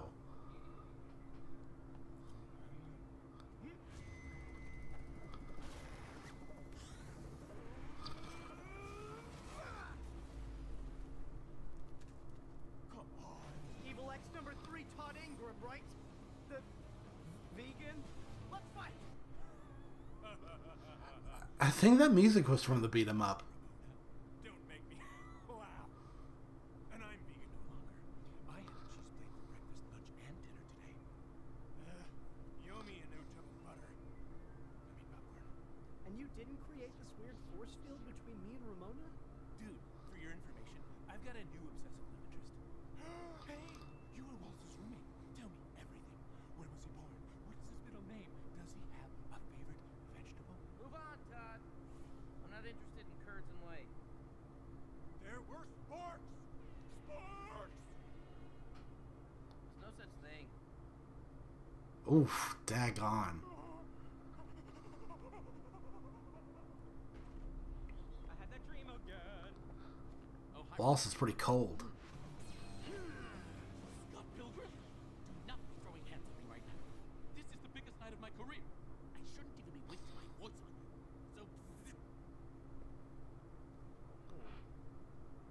Well, look at this. Scott and Ramona together again. So he's alive. Put her there, Pilgrim. Gordon's got his old outfit back. I get it. No pressure on the handshake. You didn't create a force field preventing me and Ramona from kissing, did you? Scotty, that evil villain stuff is behind me. I've got jewels now. We're just here to watch the show, you psychomaniac. Let us pass. What?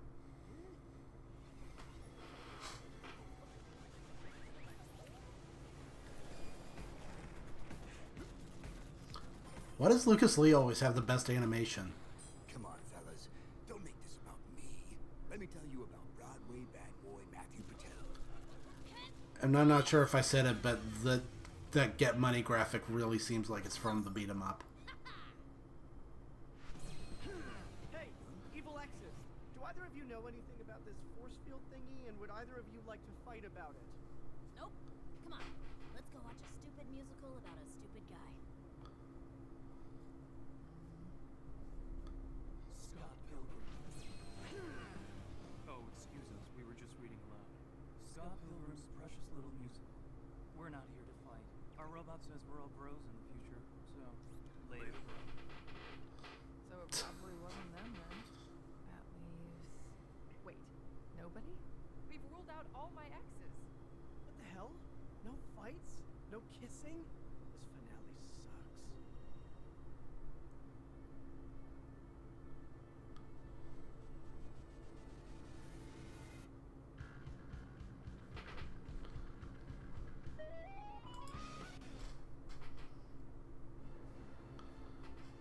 Huh.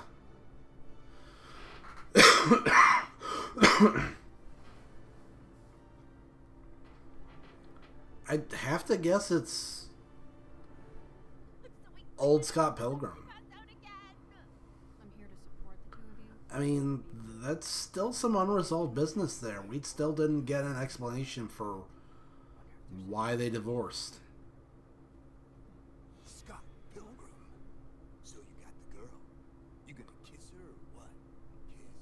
Kiss her. Kiss her! Kiss her! Kiss her! Kiss her!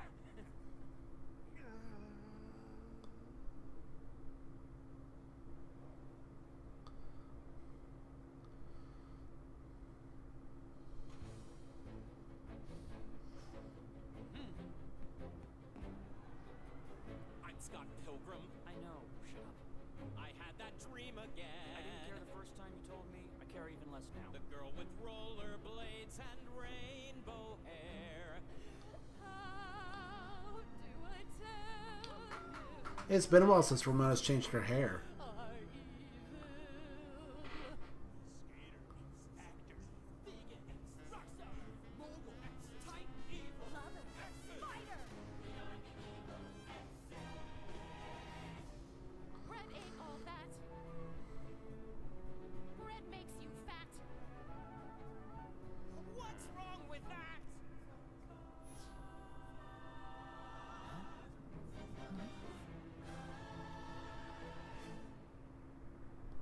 Oh boy.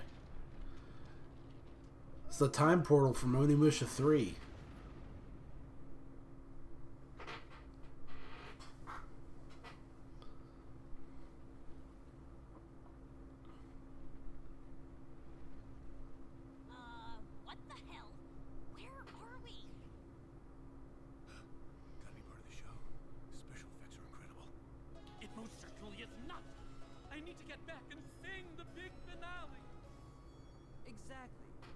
He needs to bring the house down. With dynamite. Julie and I were... You did what? Why? Isn't it obvious? You took his life away, and I'm the cool girl who's helping him get it back. But that could really hurt someone. Not us. The cast and crew, maybe. Still not cool, Goose. Enough.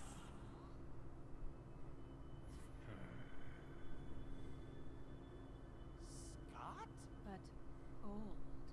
No. Even older.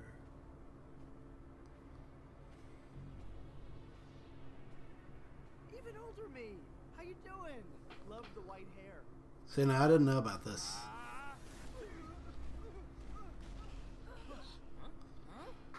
I explicitly told you to stay away from Ramona. But did you listen? No!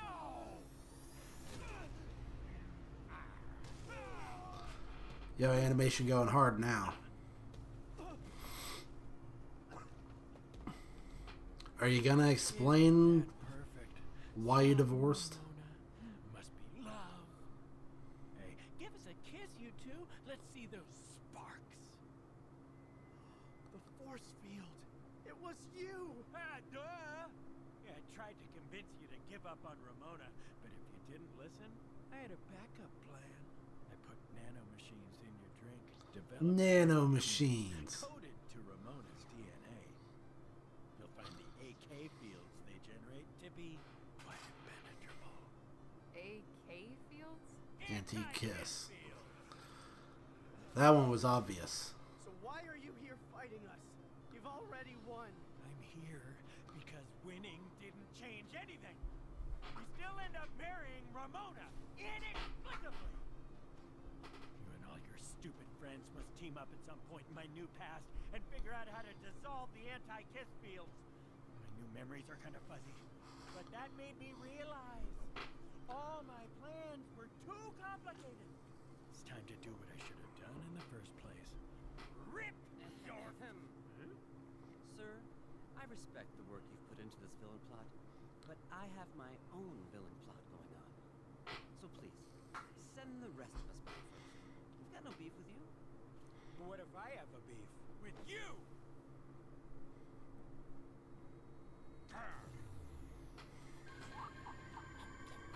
Yo.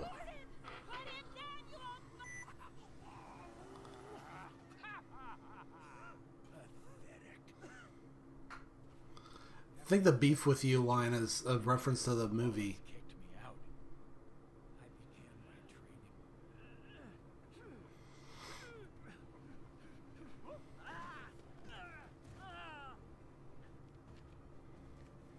For 10 years, I did nothing but study all of your skills, your strengths, your weaknesses, because there's only one way to end this. Me versus the world! I have to destroy all of you! So you're the big bad. Me? I'm a good guy! I've been living like a friggin' monk! Is that what we're calling it? Or is it just that you haven't been outside in 10 years? God! You sound just like my wife! Even older Scott Pilgrim versus everyone. Fight.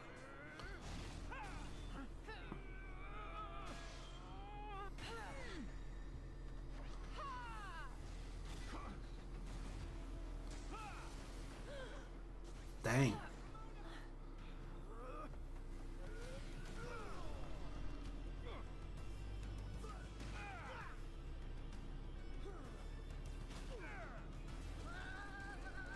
I think this music is also from the beat 'em up.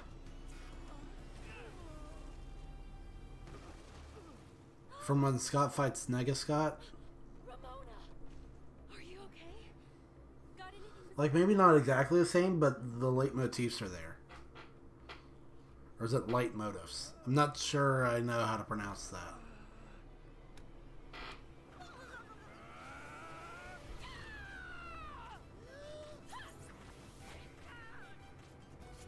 It's time to chow down! Oh, you want to fight, old Scotty B? Fight! Those knives are nuts. They're like Gordon's crazy pixel sword.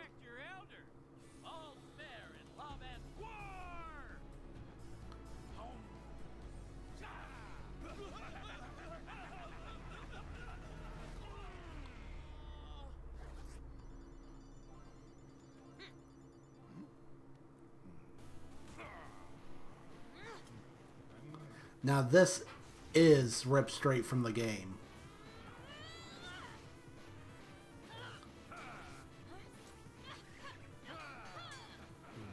I can't remember when it plays though.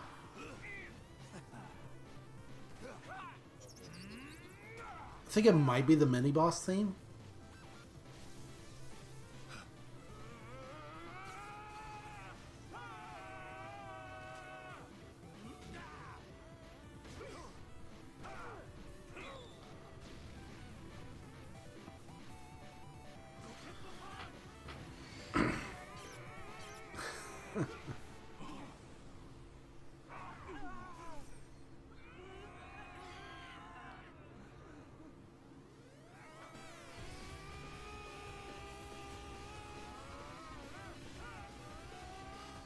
Oh my gosh, it's the glow.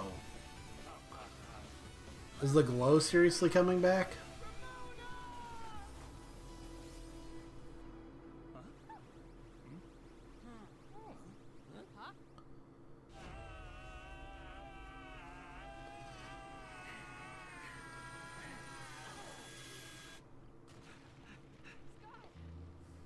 Ramona, let's hit him together. Wait, huh?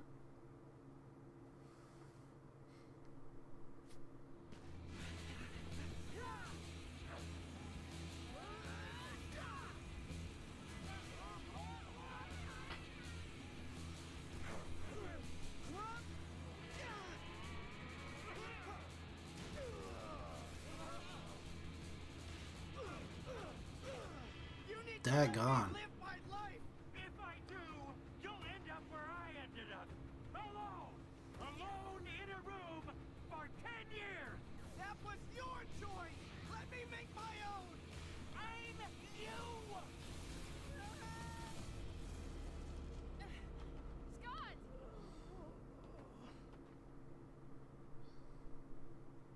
What if he's right?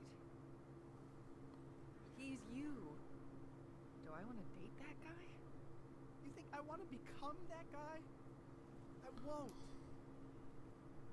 Scott, how can you be sure?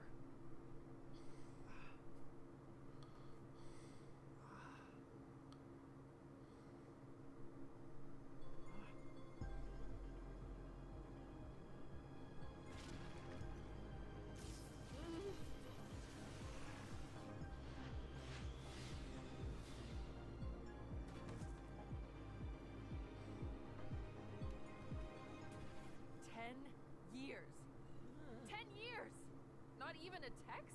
Then Wallace tells me you're training to go back in time and fight yourself? Well, not just myself. A lot of people. And a robot. We hit one rough patch, and you go completely insane? Why are you in the past fighting all of these people? And a robot. When you could have been fighting for us. We were over... You just needed some space, dude. Well, what have I been doing for the past 10 years? Giving you space. Okay, wait. Back up. Are you saying that we weren't over? Are you saying that you still loved me? At the time, yes. Does that mean that we can get back together? Just like that?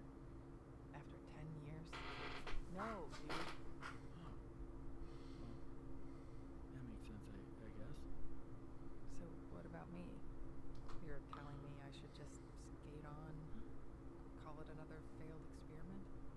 Will that come as any surprise? Oh, go ahead. Both of you, run! Run away from the thing that you love.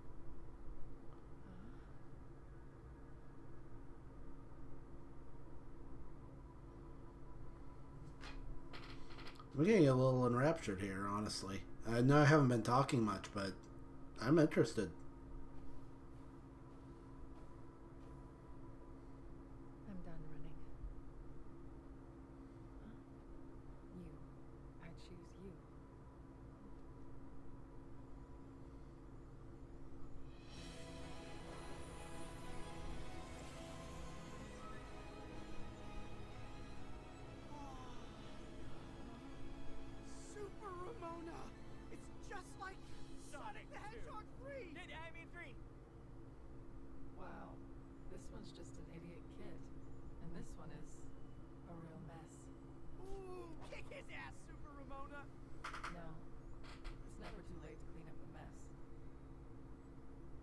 I will send him home so he can get started.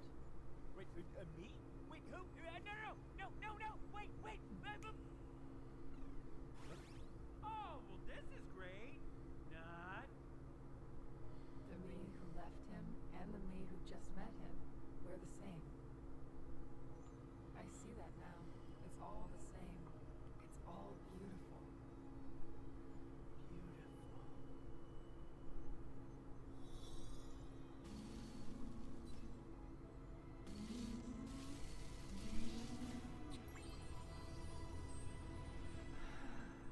Wow.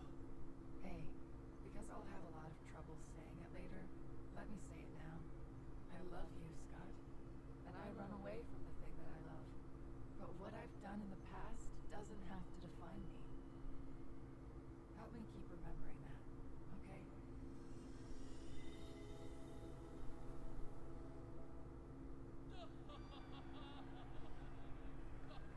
Thank you. Oh. Killer work. Watch that. Bad boy at Broadway. Tremendous. Spectacular. Not bad.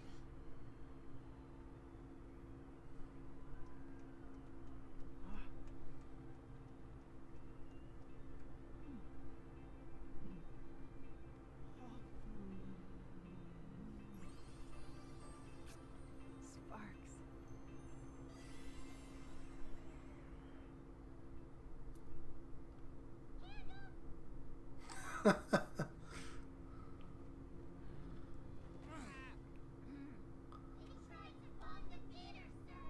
We don't use the B word on opening night, girls.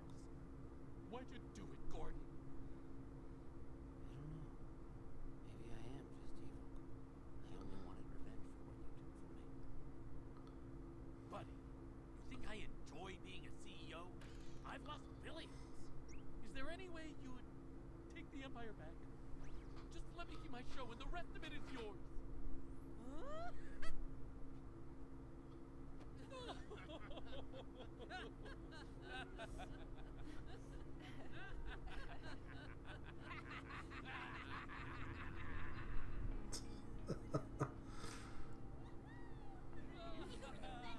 I like Matthew now.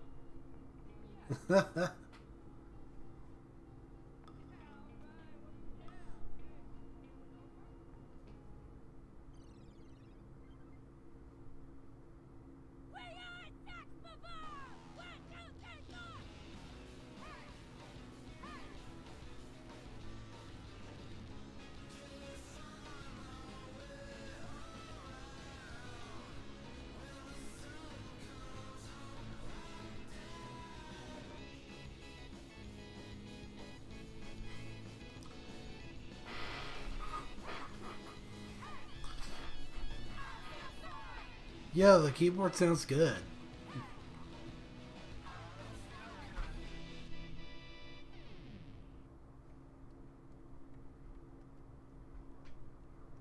Wow, it's sounding great. See? We don't suck. Yeah, it's actually sounding better. All right, fine. We don't suck, but we are late. Come on, Knives.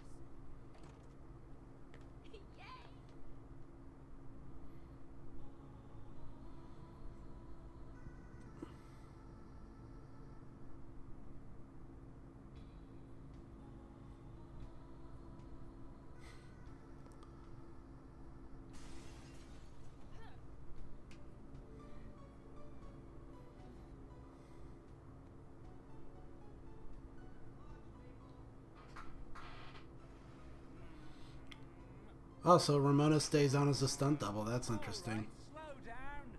We're making an action movie, not living one. Have you seen him Tokyo drift that thing? Young Neil is off the chain. Must be, dude. Vegan power!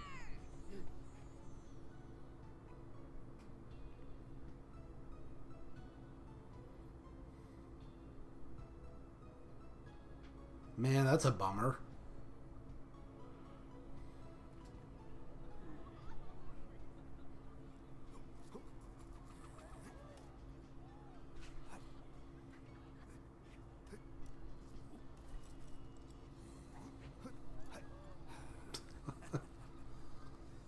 Superstar barista Mr. Lucas Lee, at your service. Whatever. Whatever? Yeah, whatever.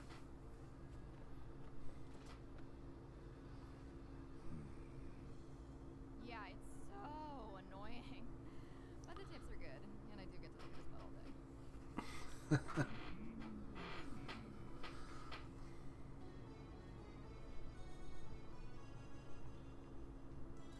Yeah, I'm spending the money I got for starring as myself in this major Canadian motion picture that never got made. Un café, s'il vous plaît. Même pour moi? Another Canadian abroad? Our French is terrible.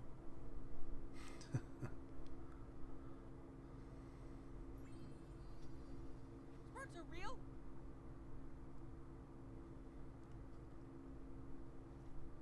Yeah, I was saying that it's been a while since we've seen Ramona do something with her hair.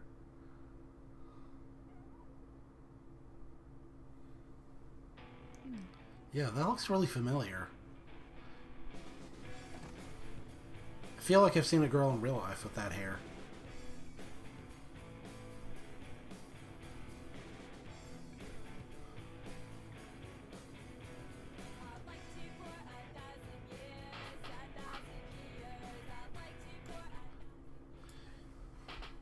Yeah, that series was super good, actually. It's definitely something different. And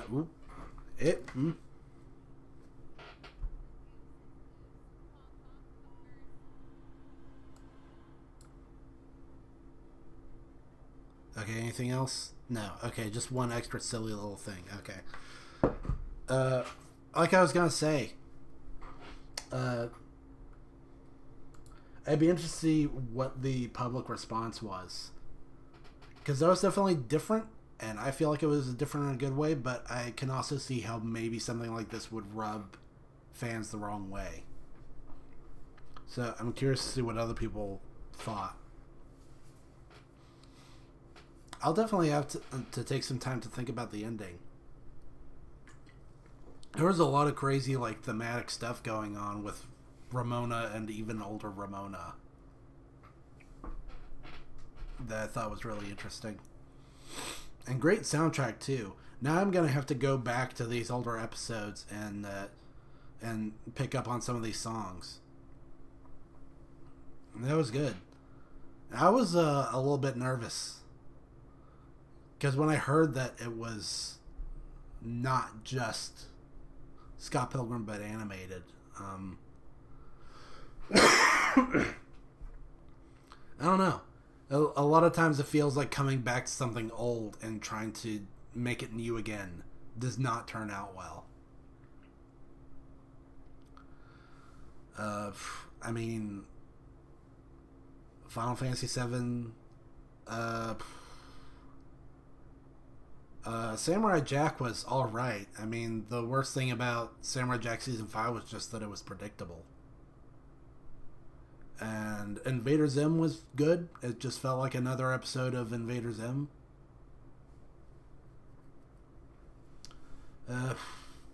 What else? I think I own the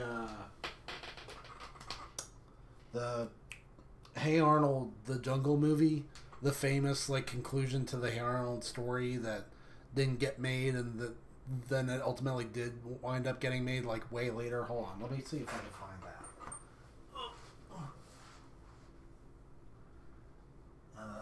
Anime, martial arts, cartoons. There's a box set of Hey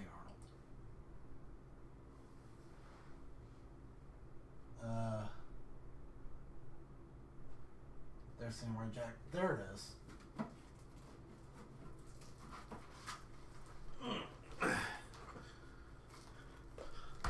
There, see? See, I actually own this, so I think I'm gonna have to bust out the old CD drive and just watch it here on my computer. You remember that, guys? Not streaming everything, actually owning things and watching them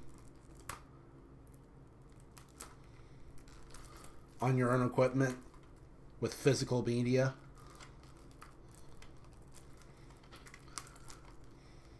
Underrated, I tell you. I feel like people are starting to learn that now. To not just rely on streaming for everything, because streaming is fickle. Anything could get pulled off streaming services for any reason. Whether it's because of some controversy or a change in ownership, or if they just don't feel like having it around anymore. I never watched this before. So maybe I'll do that next time. I mean, yeah, Paramount. Like, Hey Arnold is not on Netflix, is it? The Hey Arnold the Jungle movie? I assume if it's Paramount, then it's going to be on Paramount Plus, and I don't have a Paramount Plus account.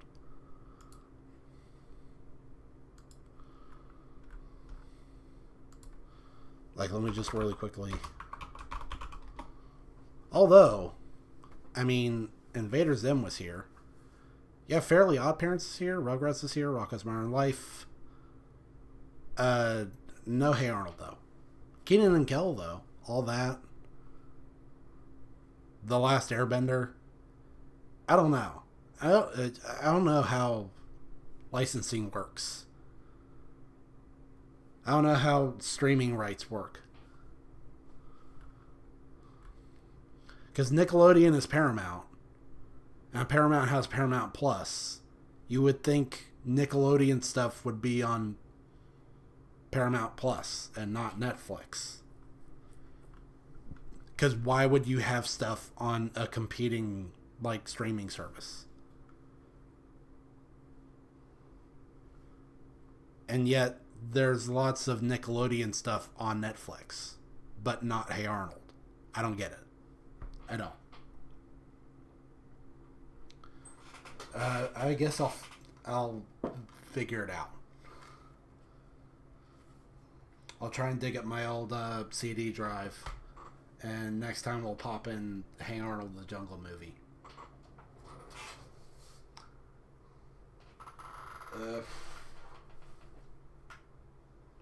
Anything else, though? I need to put more time into figuring out what's wrong with my computer. I still haven't gotten around to reinstalling Windows. The hope being that installing Windows is going to fix the problem that I have with Psychonauts 2 where it's not booting. But I've just been tangled up in a lot of stuff. I mean, you heard me talk about, like,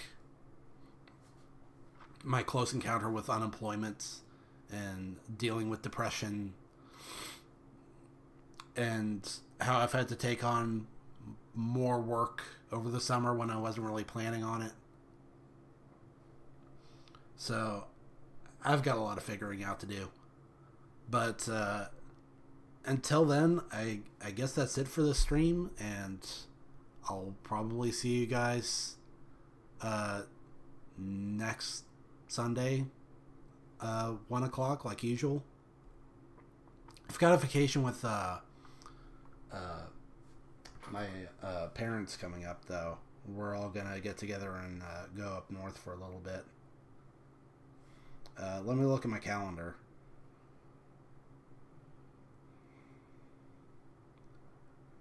Okay, that's still in a couple weeks. So, 23rd, probably watch Hey Arnold. And maybe something else. Maybe do some more painting? I'm not sure. Nothing's set in stone. And then we'll stream on the 30th and the 7th. I'm going to be out of town on the 7th. Definitely not streaming then. Maybe, because I don't know what I'm going to do if it turns out that there's going to be a One Piece chapter that week. I'm not sure how I want to do that. I've been considering changing my schedule to where I stream on Fridays instead. There's a lot of things I've been planning because I really want to, you know, start putting out videos, actual videos, not just streams. And I want to work on a new overlay.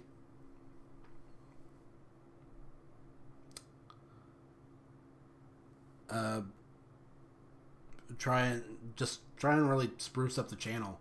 Try and do some troubleshooting. See if we can get streaming on Twitch. Although, from what I understand, Twitch isn't really doing so well. So I don't know.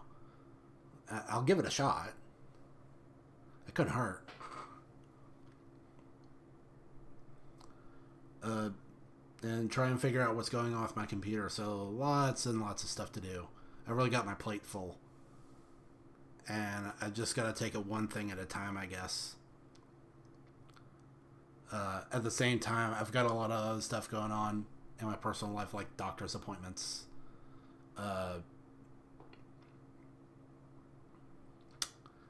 Trying to get my paintings sold. All the paintings that I showed you guys 1 or 2 streams ago. I'm trying to get those sold.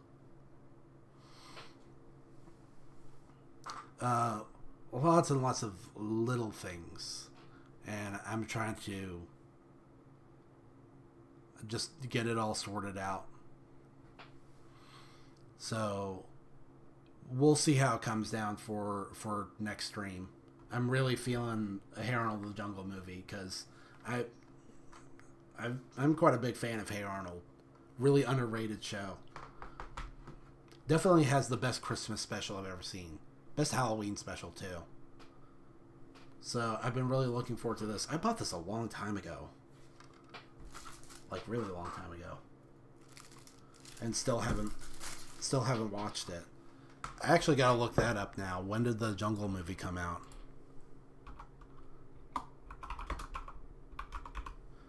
$2017. Wow. So 7 years. 7 years I've been waiting on this. Daggone. Don't really know too much about it. I mean, I know there was like some footage of it that was completed. I know it's supposed to be about Arnold's parents. Oh, there's actually a blurb about it on the back. I don't think I want to read that. That might be spoilers. I see Gerald's got a new design though. I like it.